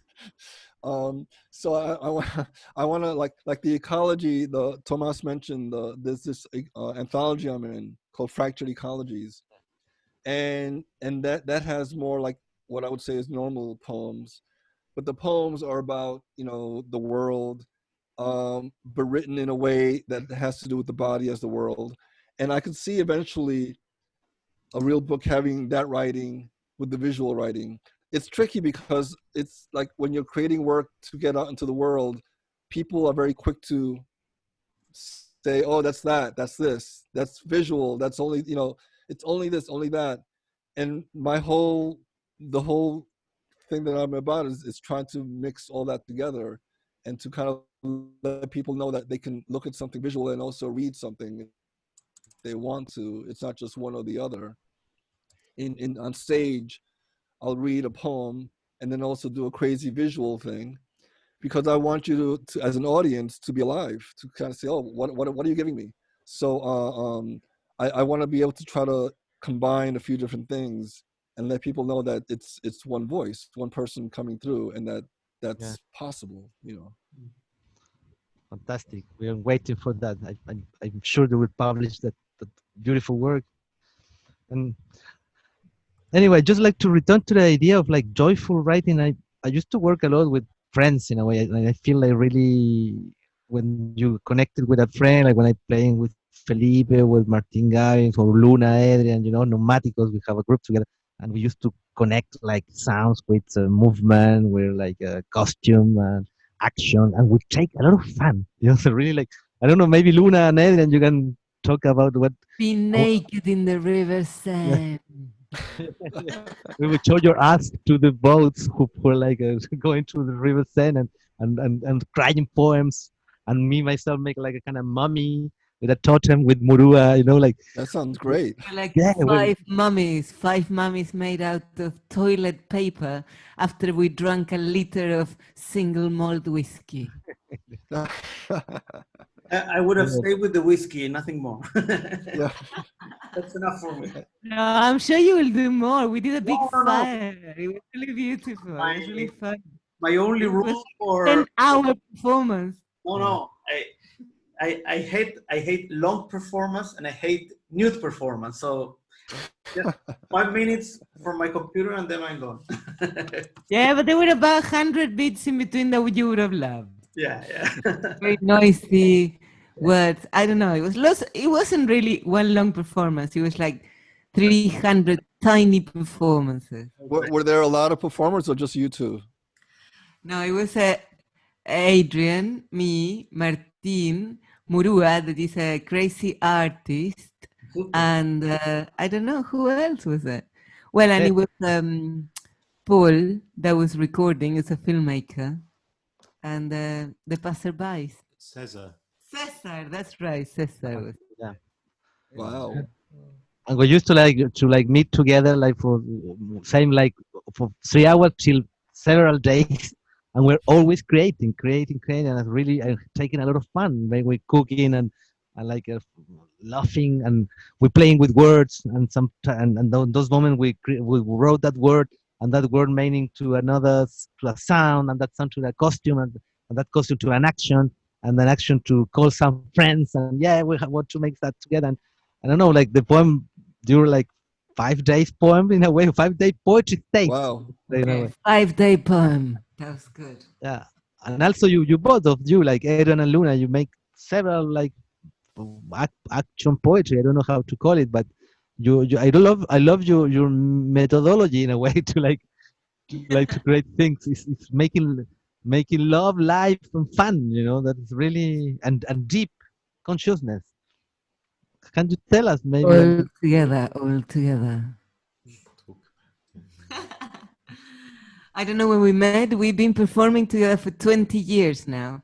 Wow. And when we met, we really both were quite interested in the Selknam people in Tierra del Fuego. I don't know if you know them. They're amazing. They're these like indigenous people that live at the very bottom of Latin America, and they just paint their bodies and they actually perform.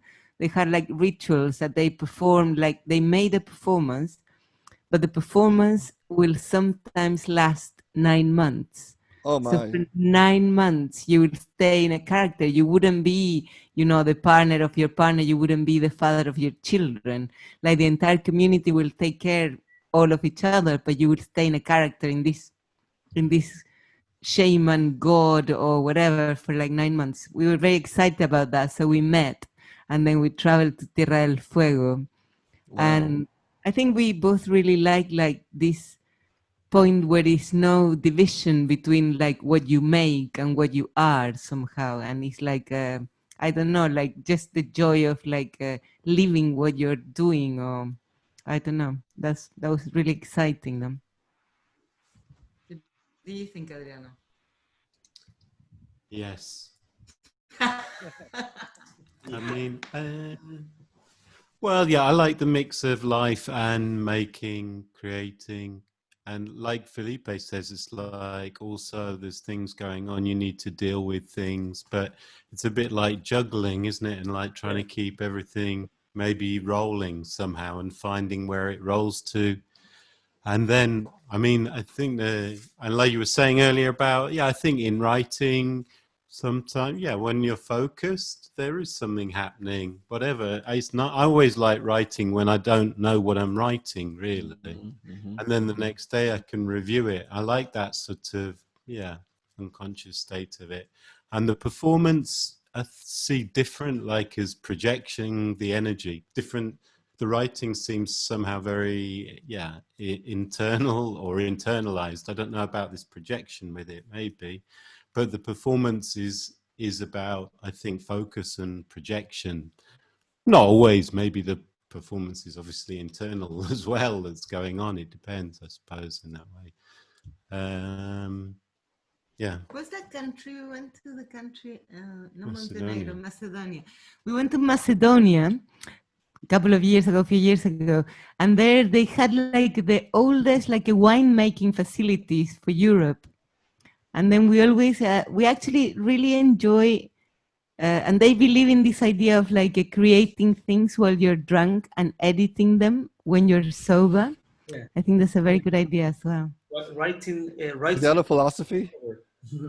Yeah, I The mean, methodology. we're talking hundreds of years ago, maybe 1,000. It's quite a good idea, I think. I We did a prefer lot to do of it that the with other way Martin around. as well. Edit it when you're drunk instead. Yeah. Yeah, maybe we should try that. We should. That's the other way, yes. Actually, I think we tried the other way around as well, permanently. But then, I know this is the poetry verse, but I think you do see the lightning first, and then you hear the sound because the light travels faster. Is but that I know true? we're in the poetry. Maybe you're right. That is true. That is true. Sorry. Yes. Okay. But I mean, I also, maybe it's a repetition or something of it as well, or the warning. I don't know. No, actually, you're right. Yeah, I think. Yes. Yeah, but it's also apparently what creates the thunder is the lightning, because the lightning is so hot that makes the particles of the air to explode and create that sound. So we bring this back to Martin, and when he made the fire, that created the sound of everybody else. Exactly. That's why they use the microphone, the idea of like making the sound of the fire in a way. Yes. Like, not just crackling. Like, right. No, like right. burning from What is the fire talking? Yes. I don't know if Gerard Altayo or Martin Gaines that can say something maybe different. I don't know. Like not to agree with everything. I don't know. Yeah, I totally disagree. So, yeah, I'm. I don't know. I think there is. I think we are talking all about the same kind of experience that we don't know what's the name to put there. But I'm really far away of an idea of mysticism or religious or whatever. I mean, I think we call spirits or gods or whatever we cannot explain, and what we are afraid of is to lose control, let's say, and to enter really into not meaning and doing without any kind of direction or control on what you are doing. So when you talk about when Felipe told before, what you are home writing, whatever, you experience this kind of effervescence and losing, but to me it's just you lose yourself. I mean, you lose all the controls, let's say. So it can be explained through psychoanalysis, let's say, and freeing your own subconscious. It can be explained through mystical or religious connection with this god or whatever. But I mean, but what concerns me, or what's my point of view, it's more like when you need to put a name to this, it's that you have a problem, that you are not accepting that actually what we do. I think we are in this world of creativity to enjoy this creative act, and this creative act means to lose yourself and destroy yourself and disappear. So in these terms, it can be community, or it can be anonymity, or it can be this collective experience, if you want to call it this way. But I think when you need to put it in a name, it's because there is something there that it's not comfortable at all for you, So you need to reason it, and you need to call it God, or call it inspiration, or whatever. That's why we all call it poetry. Yeah, so that's what I'm not calling what I do poetry, because I think, I don't know. It's more about, to me, it's more about this. I don't know. I don't know if it's not opposite of what Joachim was saying or experiences you are like describing, all of you, but it's just the way to explain it. To me, it will be really, really different. Every time I hear, like mystical or connection with something or religious. It creates a kind of eruption in my skin that puts my on guard, you know, like there That is is something mystic. there that cannot be. I totally understand that, but how do you like to call what you do? I don't have a need to call it in any way, right? I mean, it's just we do what we do, and that's it. And yeah, I was talking about that the day I was like invited, but I don't have this need. And I even put out this question mark about why we call poetry what we say it's poetry, or you know, are we doing poetry what we are doing, or we should call it it's art, it's whatever. I mean, I don't care. We just need to call it with some name to understand each other, right? Too, because otherwise we cannot talk about anything. But it doesn't mean, under my point of view, that we need to define it, which is very different. So going back to this idea of religious or whatever, I mean, I will focus much more on the ritual than the meaning, let's say. I mean, I don't care if it's like a priest or it's like a shaman, or you want to call it whatever you want to call it. But to me, what's interesting is the process and the ritual and these codes of communication that you establish the moment you are the focus of some listening, you know, that can be with yourself, can be with another one, or can be a collective. But the moment you emit a message, you are the point of attention. So that you can create or you can manipulate how you make this emission, and that will be more linked with the rituals than with the contents of the ritual or the process of the ritual. So to me, it's more interesting to talk about this ritual, which is much more close to performance to me than religious or collective feeling, I think. And that's it. That was beautiful, very well put. Thank you. Yeah, I agree about nothingness and about ritual. And I think we were talking about like the problem with religion and poetry. But like you said, yeah, I think that there's sometimes a need to kind of give something a word so we can all understand what we're talking about. And maybe sometimes you need to kind of just trust that, okay, there's no word for this, it just is. But then that becomes a whole open format. Yeah, but if we say this connection between poetry and religious in the beginning, I mean, if you ask me, I see it completely opposite. I mean, to me, poetry appears the moment it ends this idea of orality and and this throwing out a message. I mean, to me, poetry starts the moment it's right down, and it's about writing, and it's about text, and it's about how you link this text with another text. That's poetry. But the other thing, it's more oratoria. I don't know. You know, it's more this Aristotelic ideas on eloquence and rhetorics, and so it makes sense. But up to me, it's a completely different story. That continues. It still being there, and that's the kind of poetry I hate. I don't like this kind of poetry. Nice that they don't to agree with everything and to have that several different point of view, right? And accept them, that all of them are truth in a way, you know. That's nice in our, I don't know, in our poetry. So Gerard, so you make a kind of distinction between orality and sound and poetry that is starting when it's something written down. I mean, textual.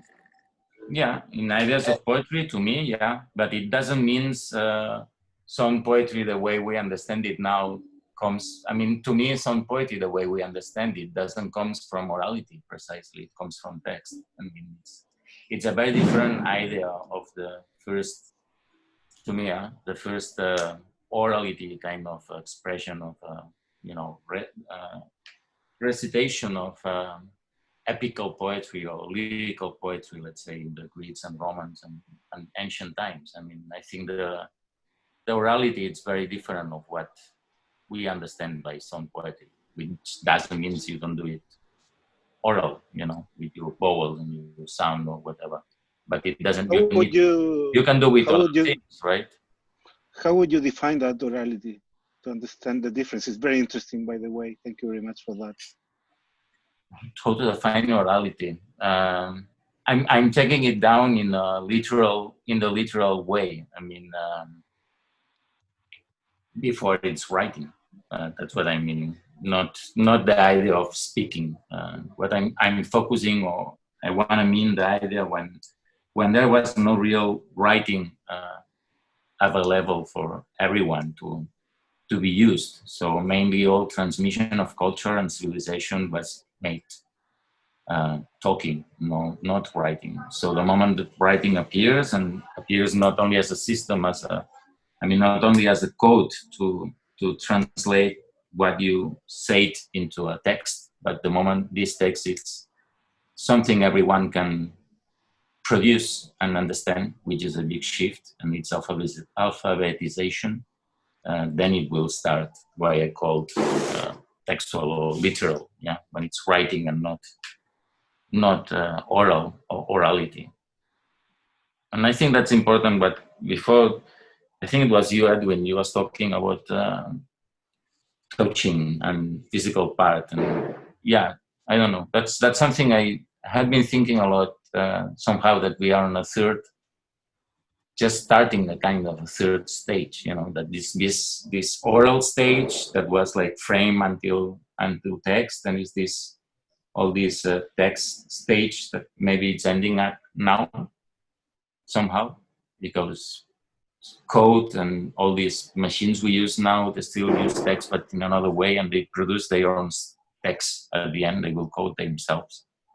So, and that's what's the intelligence artificial. But somehow Le Corbusier also talked in this last book of Le Corbusier, I don't remember the name, he was talking about tactile architecture and how space was going to be a kind of first physical part to talk about thinkings and to structure aesthetics and to structure also politics. And he didn't finish the book. It's unfinished, but it's very interesting opening points about this even the less. It's using this book of Le Corbusier about this body and this dance, for example, the connection between dance and poetry that's being really extreme in the last years. So all these things, it's interesting also to go to think about, because all this tactile thinking, which is not done, it's a very interesting thing to try to, I don't know, get some glimpse about it. I don't know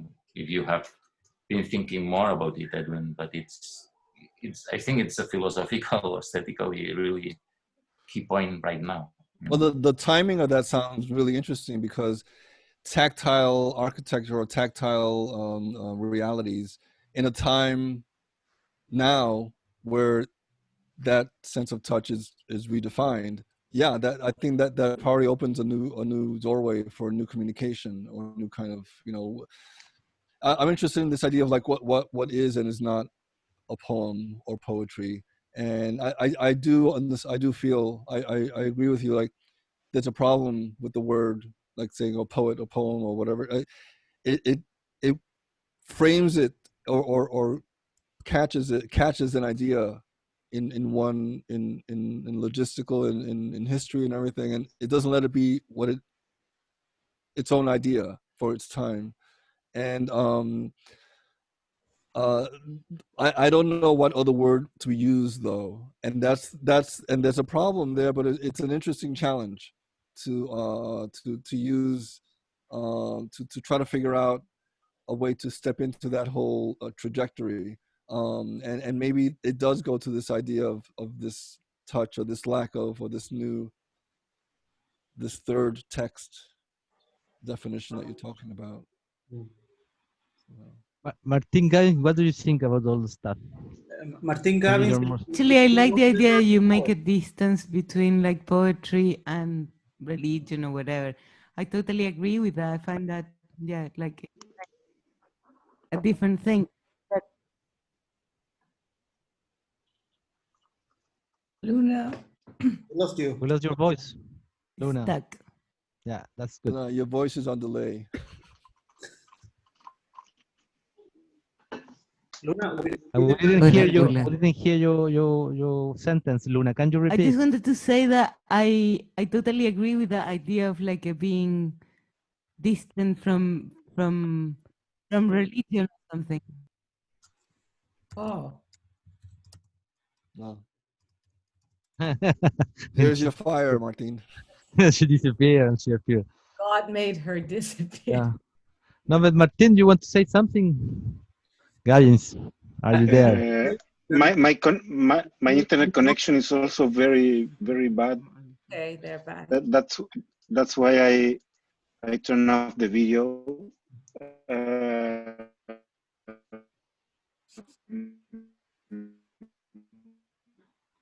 We lost your sound. Yeah, it's difficult. Technology is showing us who's boss. We've been living a revolution here. Ahora quizá mejor. Yes, better. Yeah, much better ¿Y sound. mejor ahí?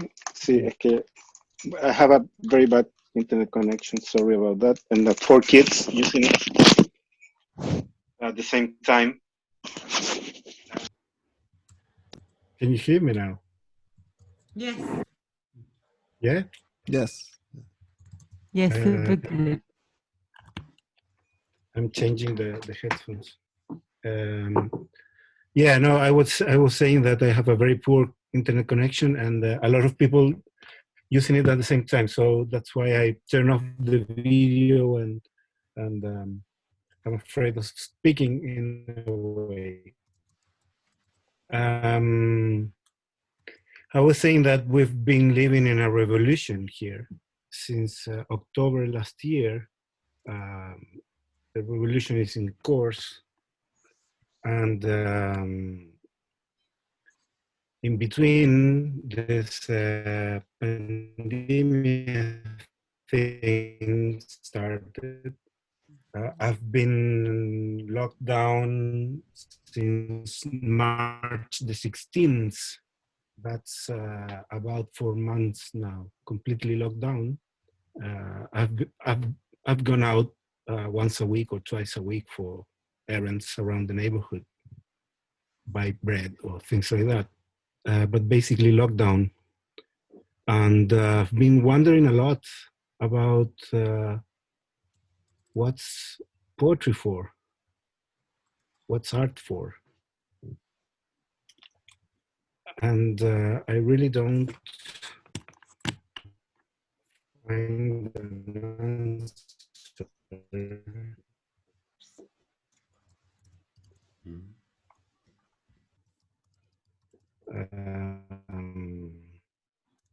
I don't find an answer. People is dying here. People is asking for dignity, some more equality. We're all in need for freedom now. All of those life and the basic things we used to take as a given. I used to take them as given. Somehow improving in an improving stage, but now completely lost. And where is art? And what is art for? And what is sound?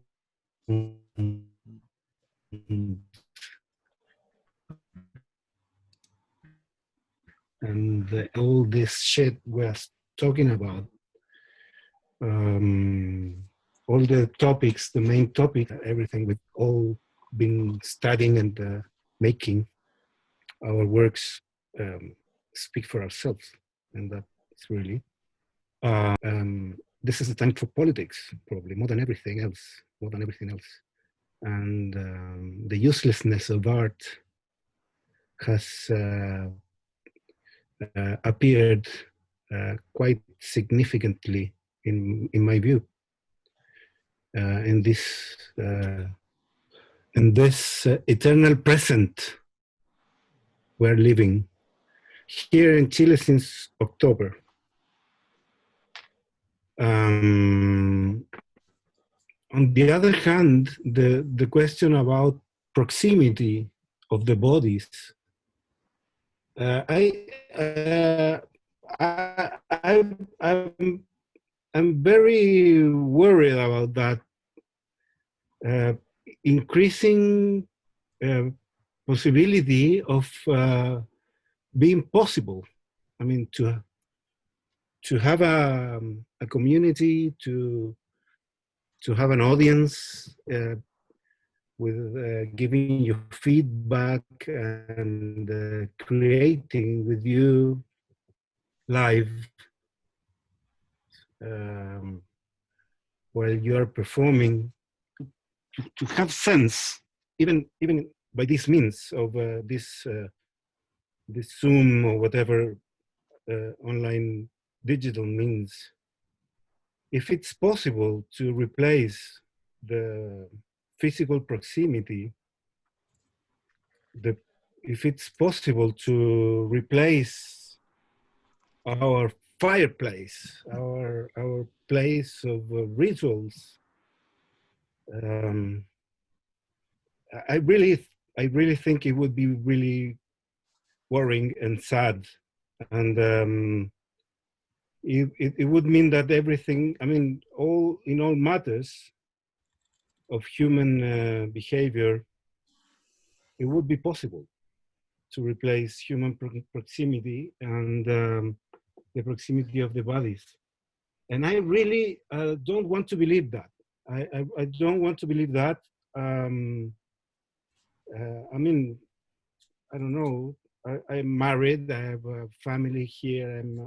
I'm not. I don't live alone or anything like that. On the contrary, I don't know how people who lives alone is managing the need for physical closeness.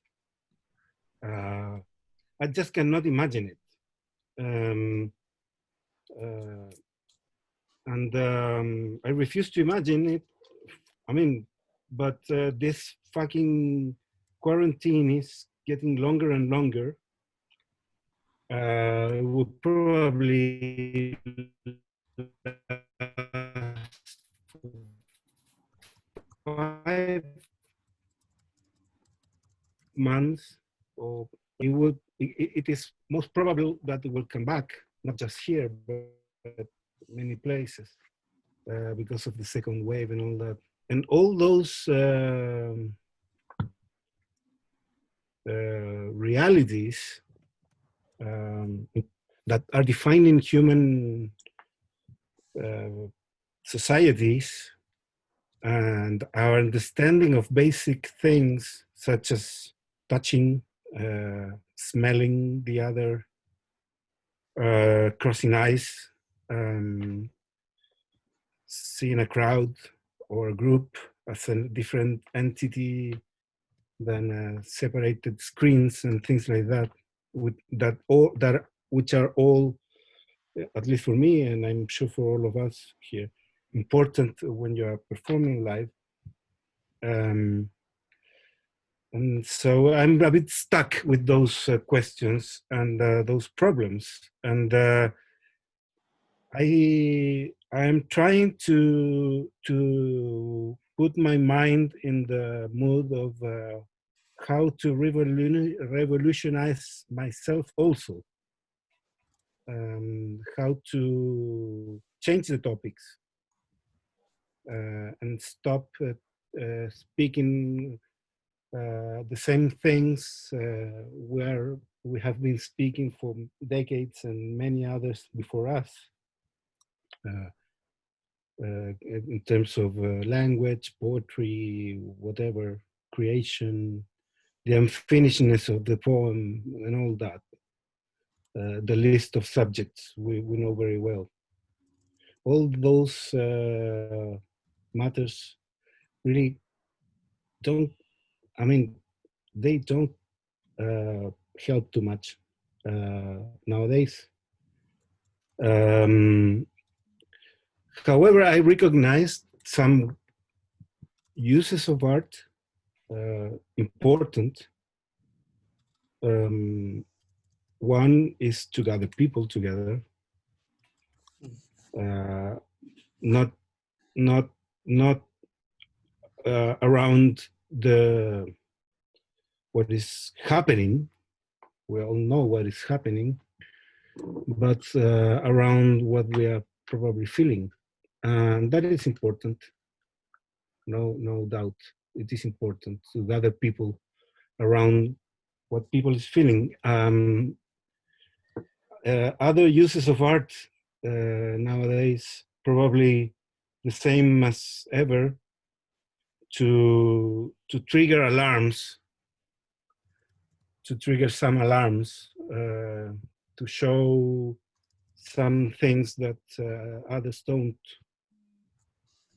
That is important, but that will not change the life of anyone, at least not in the short term. At least not if it doesn't get that alarm to the right decision-making person or group of persons, or persons with the power enough to make a real change in things, which is what we are all in need and demanding now, change. So I'm a bit pessimistic and getting out of it, but pessimistic. I don't want to perform really. I would ask for a complete ¿cómo se dice huelga? Strike. Strike. Strike. Performance strike. Performance strike. So yeah. I don't want to get I mean to the last meeting last week was very interesting and very nice and motivating and everything nice and good, but also terrifying because of that, because at that point I think many of us connected. At least I started jumping with the guitar and around the house and doing things as if we were really together, but we were not together. And so in the end, can we get used to, to this distance? That's something I'm really, really worried about. Really, today I went out for doing things for my father. My father is 88 years old and needed something from the bank. And I went happy, really happy. I was prepared for this all the week, every day, thinking about going out today. And it really felt strange. For the first time, I felt more, more uncomfortable than excited going around in the city. It is well. So those are my thoughts at the moment. So I really, at the moment, I don't subscribe at all the importance of many of the things we do, or I do at least, or I did, because I'm doing now other things. Just trying to find a new way, new ways that make sense in this time and these times, these terrifying times, these revolution times. And a way not to get trapped by my own previous work and by the current control systems. But it is a problem because you cannot do things being in complete isolation. So it is a very difficult problem. Sorry about that. Great, Martin. It's important.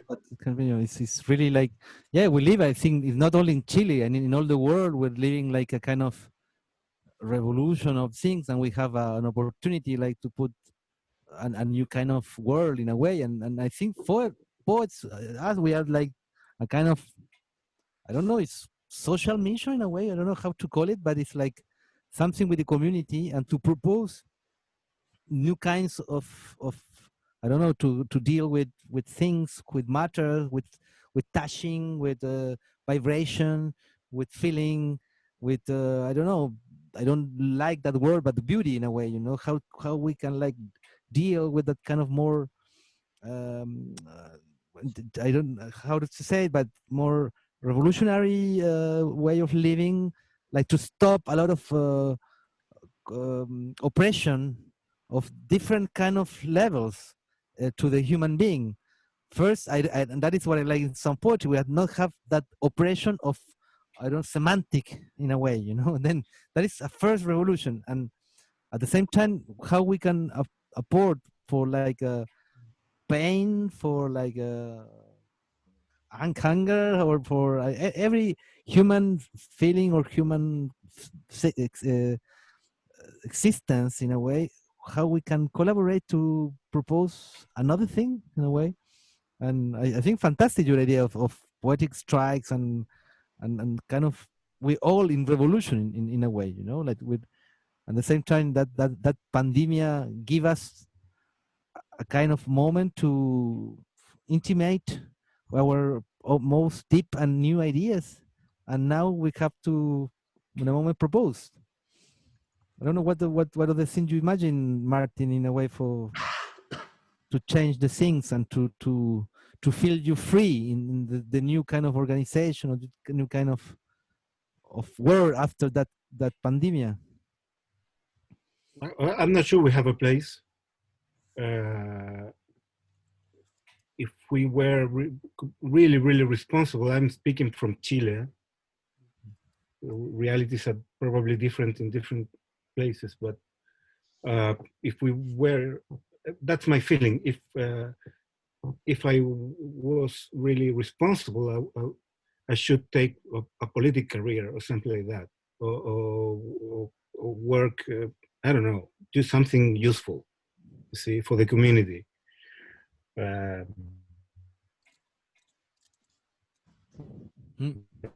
think in the wider context, I'm not that person. I am not that kind of person, and I know. And se me fue. No, it's okay. Ahora se escucha. ¿Sí?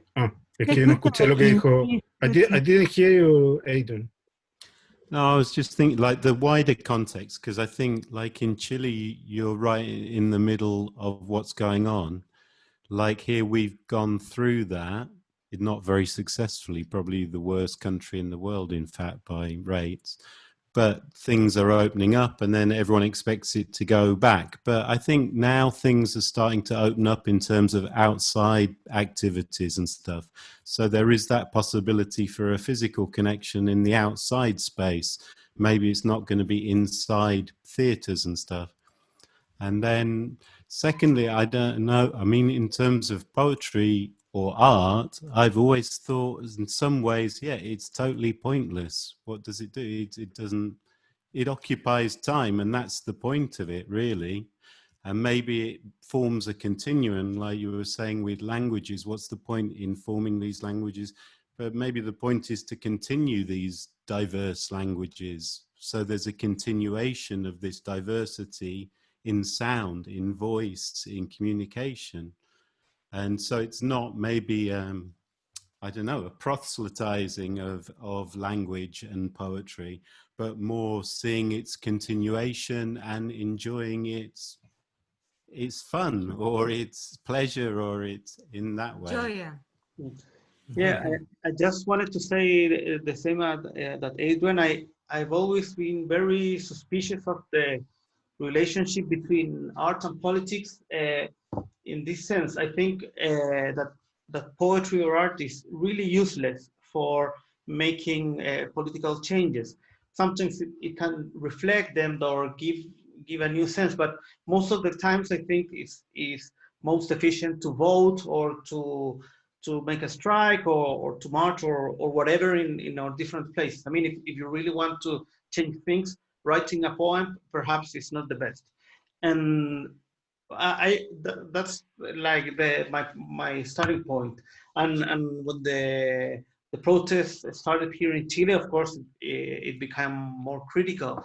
And and I, and even after the when the virus and the confination started, also I was becoming even more nihilistic. So now I'm like a kind of Dada way of thinking. I mean, these days I've been thinking a lot of Dada. I mean, I've always loved them, but right now, yesterday I was thinking, I think this is the kind of solution that works for me. And what I'm trying to do now is just to make things, to make fun things, to make people laugh for a while. To me, it's the more useful thing I can try to do with my poetry or my presence in social media, whatever. And we always talk about evasion in a bad way, but in these times, I think evasion is a need. So I like that. I really like that some pop musicians are writing dance music, beautiful music. It's been really important for me that those things can keep on going and appearing, and it's not to forget what is happening. It's just a different way to react. I mean, I don't want a poem telling how difficult it is to live nowadays, because I already know that. Maybe I want a poem that can remind me of good moments before, or can make me think that sometime we can be in a party again, whatever. But I don't know. It's like a mix of nihilism and optimism. But Felipe, you've been doing a lot of things lately, very, very interesting and powerful performances. On the one hand, sending things to people in power, sending gifts and things. And on the other hand, writing things against either people in power or the public discussion and performance. I think you've achieved incredible impact. On the one hand, incredible impact. I think you've connected with the popular feelings towards those subjects in a very intelligent, witty, and timely way. And you've actually created by no, it's a historic sense of the importance of some subjects in a community which is the arts and literature community, especially, but not only, because you've reached a much wider audience in the last months. A certainty or an awareness about the importance of some, I would say, ethical public, ethical views about the public sphere. You've started that right after the revolution, and continued it. Well, the government has given you a lot of good ideas, but that has been really meaningful, I think, and important for many people, because it uses at the same time the I would say the materiality of the political slogan and speech and humor in a very intelligent way. So in order to relax a bit the public discourse, and not quitting the duty of being serious. You've been very serious about everything you've said, but doing it in a way in which you help us all probably to go through that sort of legitimate evasion channel. But it's not this sort of evasion, intelligent evasion that one could get from a gathering of friends, poets, or an interesting article about electronic music. It's contingent, it's political, it's hard, and this is efficient as a message. It's not. It doesn't have that polysemy or that pretension of being ambiguous or double-sided that poetry supposedly, or art supposedly looks for. So it's been really, really, I mean, very, very interesting work, provoking, very provoking, and completely different to everything else you've done in the past, and also brave, with a lot of courage, to put your name in the press, in the national press. We are speaking about letters to the editor of probably the most read newspaper in the country, and this is on a weekly basis, more or less. So it's incredible, and I think that is revolutionary in how to use poetry and your character of the poet in symphony with what is happening now, not just seeing the things nobody else is seeing, but now about the things we are all seeing. That is very, very, very interesting. I like it very much. But I have lots of questions of doing this. I mean, first of all, I do it because I'm really nervous and anxious, not knowing what to do.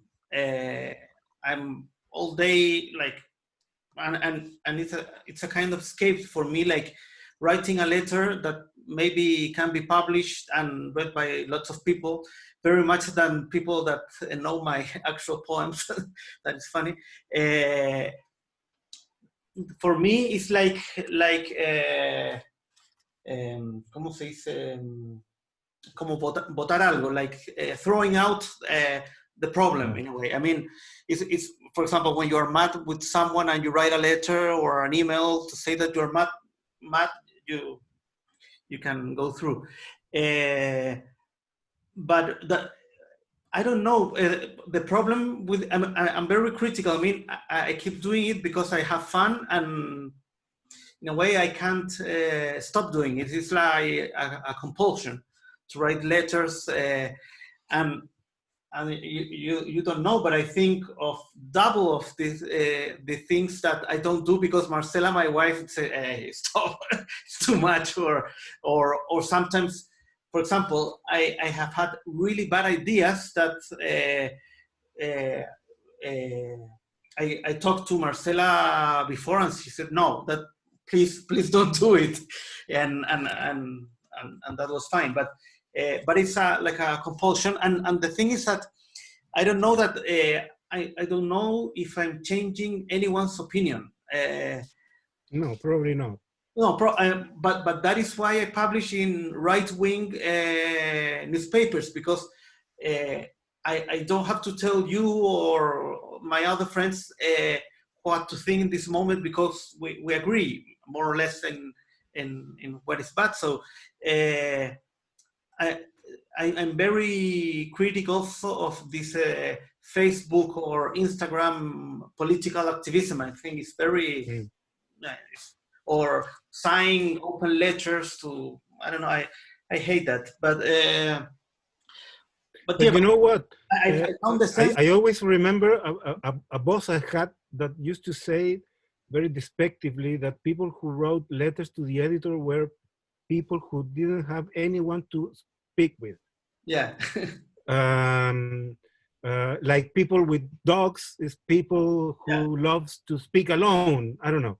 Yeah. But well, so here we have the poet who signs the letter as the poet, says poet Felipe Casen, and well, he's some,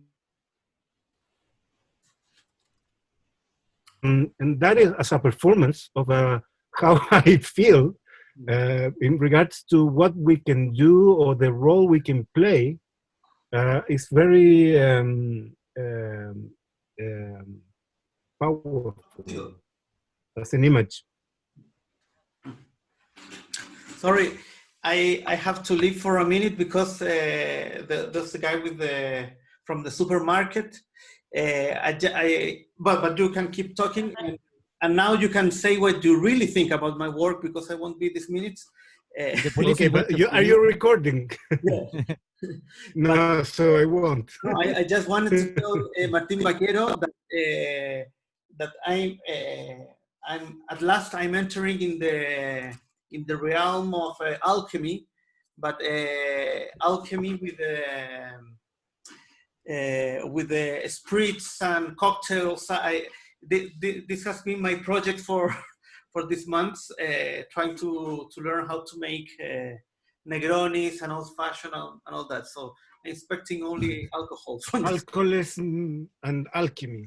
Yeah, exactly. The best alchemy of all. I'll be right in a second. So please. Okay, bring us a drink, please. Yeah. Yeah. No, but I feel that same power in your work, Edwin, when you are mixing different ideas or mixity of language, mixity of your desire when you know that.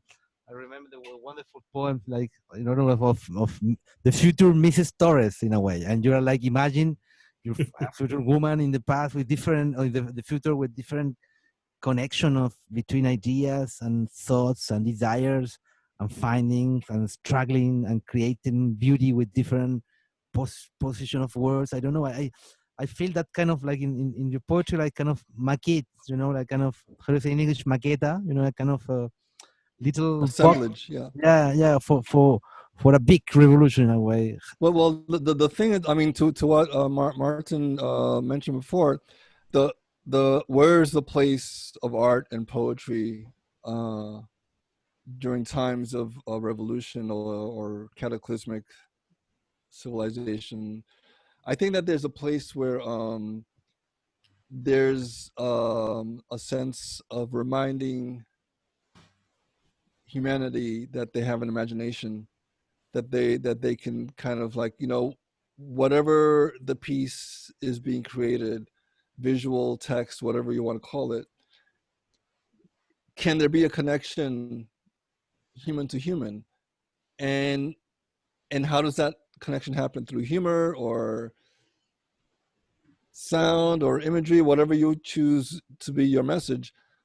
But can that be something that allows us a place to kind of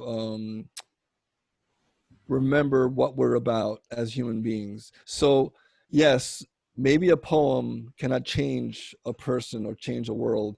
I think it's important to know that what you're creating is a way to kind of show possibility and show us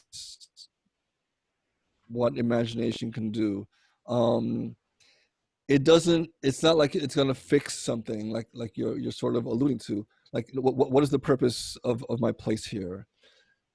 But what it does for me, I think, is to remind me when I read something or I see something that moves me, it's like, oh yeah, I can go there. I can go inside myself and allow myself to feel that and to kind of experience that, to intellectualize it, whatever feeling it is. I was talking to somebody last week about how you talked about politics and art, how politicians and politics, especially our America's current, captain, loves tweeting and loves speed and how the only power they have is speed. You know, they can get the word out, get it out quickly. Poetry takes time. Art takes time to kind of figure things out more. So there's a reclaiming of time, like, you know, a sense of like giving me time to create the thing that I need to create.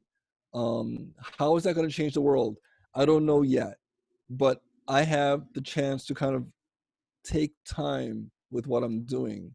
And maybe that time is a reminder that kind of brings us down to earth a little bit and allows us to kind of do the day-to-day activity that we have to do to survive. Do the, you know, especially in this time of being closed off, what is that connection that's going to help me understand what I'm about more? So yeah, it's tricky. There's always, I don't think I've ever actually in the beginning of my work anyway, I didn't really write about what I would call politics, and it was more about process and how things become something. And that still is interesting to me now, but in the last few years, I guess I have a 14-year-old boy, so I'm more aware of a certain place beyond myself. You know, there's something that has to be set forth or set root. So I'm a little more aware of a responsibility. I don't want the responsibility to get in the way of making mistakes in my art. I don't want to, you know, have a fixed course for something. I still want to be able to create without knowing what the ending is going to be. But I'm aware that I have somebody listening to me, you know, my son. And then that helps me kind of understand, okay, there's a world out there outside myself. So that's where politics in a way can sort of enter into the time of art, maybe. I don't know. Like, you know, what do you do with trauma? How does trauma work into your work? And what How you does it do with become something? and what you do with hunger? Trauma. No, and yeah, and with hunger. Hunger. Yeah. For example, and this sounds really like extreme and trying to bring the argument to an extreme, which is not fair, but it is my reality now. I'm not inventing it. Every day, 4 or 5 people ring my bell. I live in a home, in a house. This never happened before since I was a child in the mid 80s. 4 or 5 people ring my bell asking for food. Shall I go out and read them a poem instead? No. No, impossible. So how if you try to imagine that the entire world or a great part of the world is ringing the bell asking for food, which is happening, and we all know it's happening on TV at least. But it's happening to me every day, 4 or 5 times a day. First days, I had a bag prepared and a bill inside. I had prepared bags, but 4 months have passed and I cannot prepare bags anymore. And so I've started to say, I'm really sorry, today I have nothing. And so in the end, shall I go out and read them a poem? No way. So we are in the middle of something here that is really extreme. I wasn't used to that, but a lot of people around me was used to that. It is terrible to understand just when you live it. But I cannot just go back and do the things I used to do after this. I just cannot. I cannot because I cannot. I mean, because it just doesn't happen. It doesn't go out from me. So I've chosen for intimacy and to be with the family and try to think about things and read about things and you get prepared if you want for a new something, which is, I don't know what will be. but it's very, very difficult. It's very, very difficult. Why I'm not helping someone in a poor area instead of talking here and now? It is very difficult. I have to find, I will find a sense, but to be really, really honest, I'm stuck. Can I say you something, Martin? Sorry. No, it's very simple. I totally understand what you must be feeling, you know, what you're experiencing and the process you are going through. But I'm not so sure if the way you put it on the table, it's that fair also for you. I mean, you're choosing this intimacy and talking about this crisis about art, and I'm not going to say art can save any life. That's totally the opposite of what art can do. But yeah, I mean, why not? You know, these people, they are somehow calling. You have no food. I mean, maybe reading a book can be something good for them, you know, as well. It's not like going to save the hunger problem, but it's not about distraction in terms of alienation, but it's also something that it's a need we have, as well as eating, you know, drinking, breathing. I think we have a need of humanity, and that means many things. Making love, you know, I mean, listening to music. I don't know what Joachim is showing.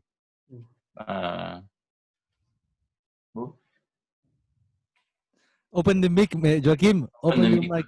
But anyway, I mean, just to go simple in the sense that that you are trying to solve something that it's no way to solve it. You know, I mean, it's about taking action, and that's all it's about. So if you decide to take action, writing letters to the newspaper, I will say, okay, you know, if you decide taking action with intimacy and being held at home and working with your family, I will say, okay, you know, if you decide to take action, going out and give food for people, and or go out and do, I don't know, some bomb, you know, or terrorist act, I would say, okay, as well. I mean, the important point is that you have conscience about what you are talking about, you know, and that you are deciding something about it. So I think you need to have this kind of crisis or shock or split between art and you know, and action or politics. I mean, it's just a decision how you want to deal with that, and all it's okay. I mean, it will not be bad if you decide, you know, to, I don't know, I just put you 2 examples of historical examples. Yeah, here in the beginning, the First Republic, there was this Foix, who is a very well-known poet, experimental poet in Catalonia. He said, you should write the poems, not sign it down and go to the balcony and, you know, just throw it out, you know, that can be something to do. And another that historical, it's Kiku Sabaté, who is one of the Maquis, one of the warriors that they tried to defend the Republic when Franco already won the war. So he was pursued in Madrid because he made one self-invention. It's a bazooka, but it was a bazooka to shoot poetry. So he went with the bazooka in the jacket, and he take a cap in Madrid, and he was just going through Madrid, you know, with the bazooka in the window, shooting out all the papers with the text. So yeah, the first papers was Catholic papers, like 50, 60. So they check it was okay. But the rest of it was all anarchist and communist papers. So yeah, writing can be a politic action as well. You know, it all depends on how you take it. Of course, making a poem of my feelings and blah blah blah. That's not going to solve anything. But I don't know. Just to try to solve your kind of ansiedad.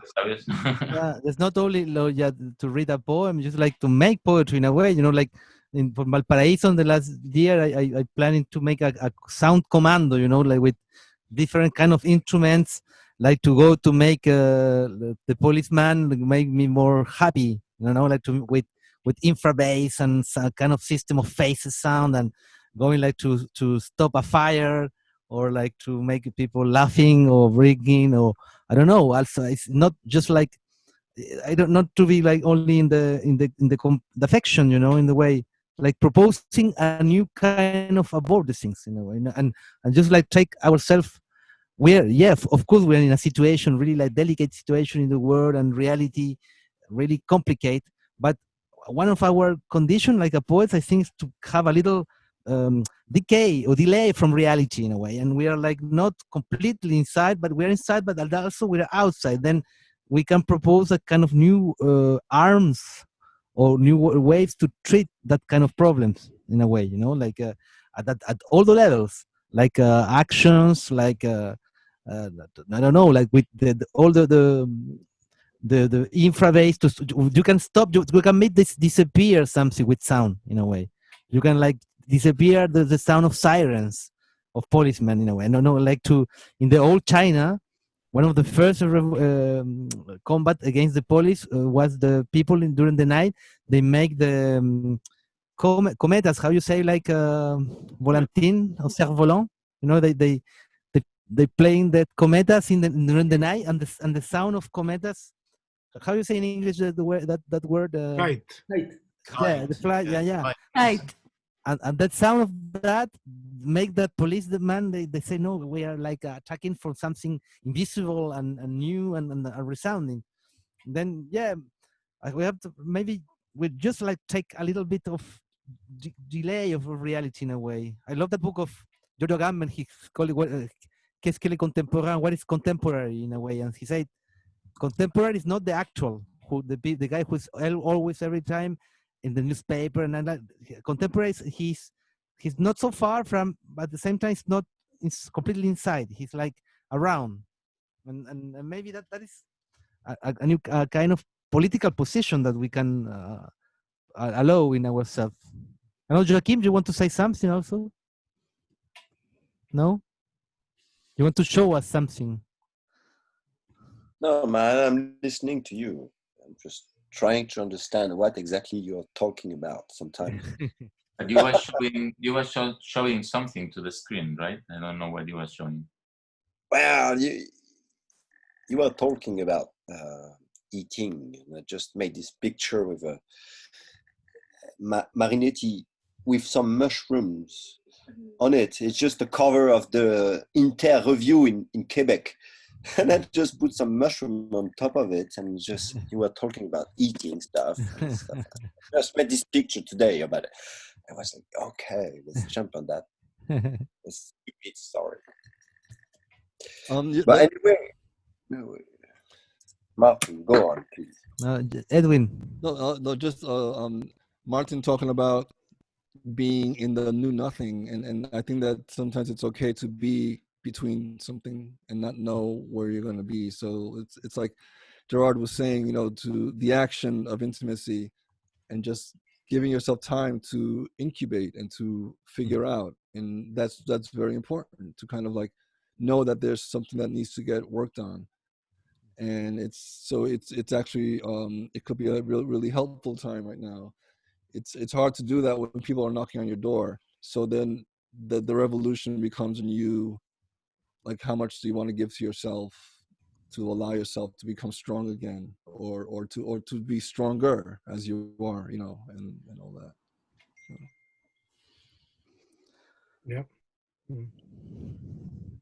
Yeah. Conrad, Joseph Conrad, the novelist, in that beautiful book,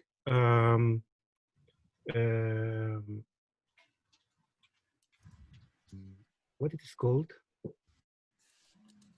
It's not a novel precisely. It's sort of his autobiography. And I have it somewhere here. Well, come back. He says that the artist is a man of action. Well, he says a man, obviously. We understand. And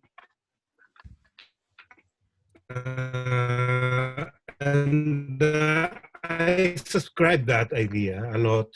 And of action, as Gerard said, obviously. But be prepared for action is like being prepared for combat. Mm-hmm. And that's how I take it, at least.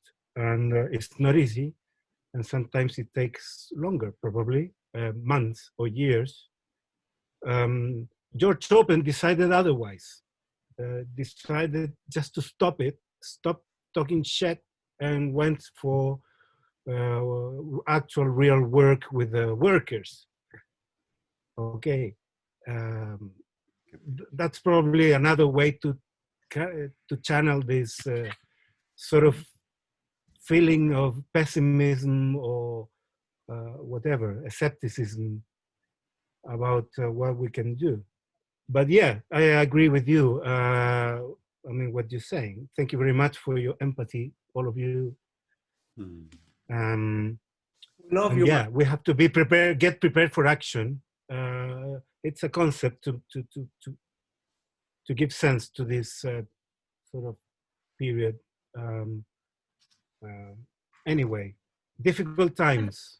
Difficult times. Martin, I've just Hola. been feeling exactly the same way. I mean, it's like, what's the whole, I mean, what's the point in art in a way? I mean, it just seems totally useless and fucked up. Making and like, noises. what do you do with it? But I think in a way, I mean, like, Adrian was laughing at me, saying like, "Oh yeah, but you always no, not laughing, but like we were like talking and like saying like, yeah, I mean like." But at some point, it's really good to question what you do. I mean, like when reality makes you question what you do, it makes it really powerful as well. And I think in the way, like, I'm sure it's the end in some way of the art market, or it can be the end of some big publishers or big like personality shit or whatever. But it's really not the end of art. I mean, that's the thing. I mean, like people being like stamping the hands on rocks for like thousands of years. We do it, and we do it. But yeah, but it's like we have to get to the core of it, like to the core of what we do, to the core of what we want to do. And in that way, like Edwin was saying, like, you know, like to feel that community or that relation with other people, and to feel this like, I don't know, strong sense of community. And it's true, you cannot give a poem to somebody who is asking you for bread. I mean, that's stupid.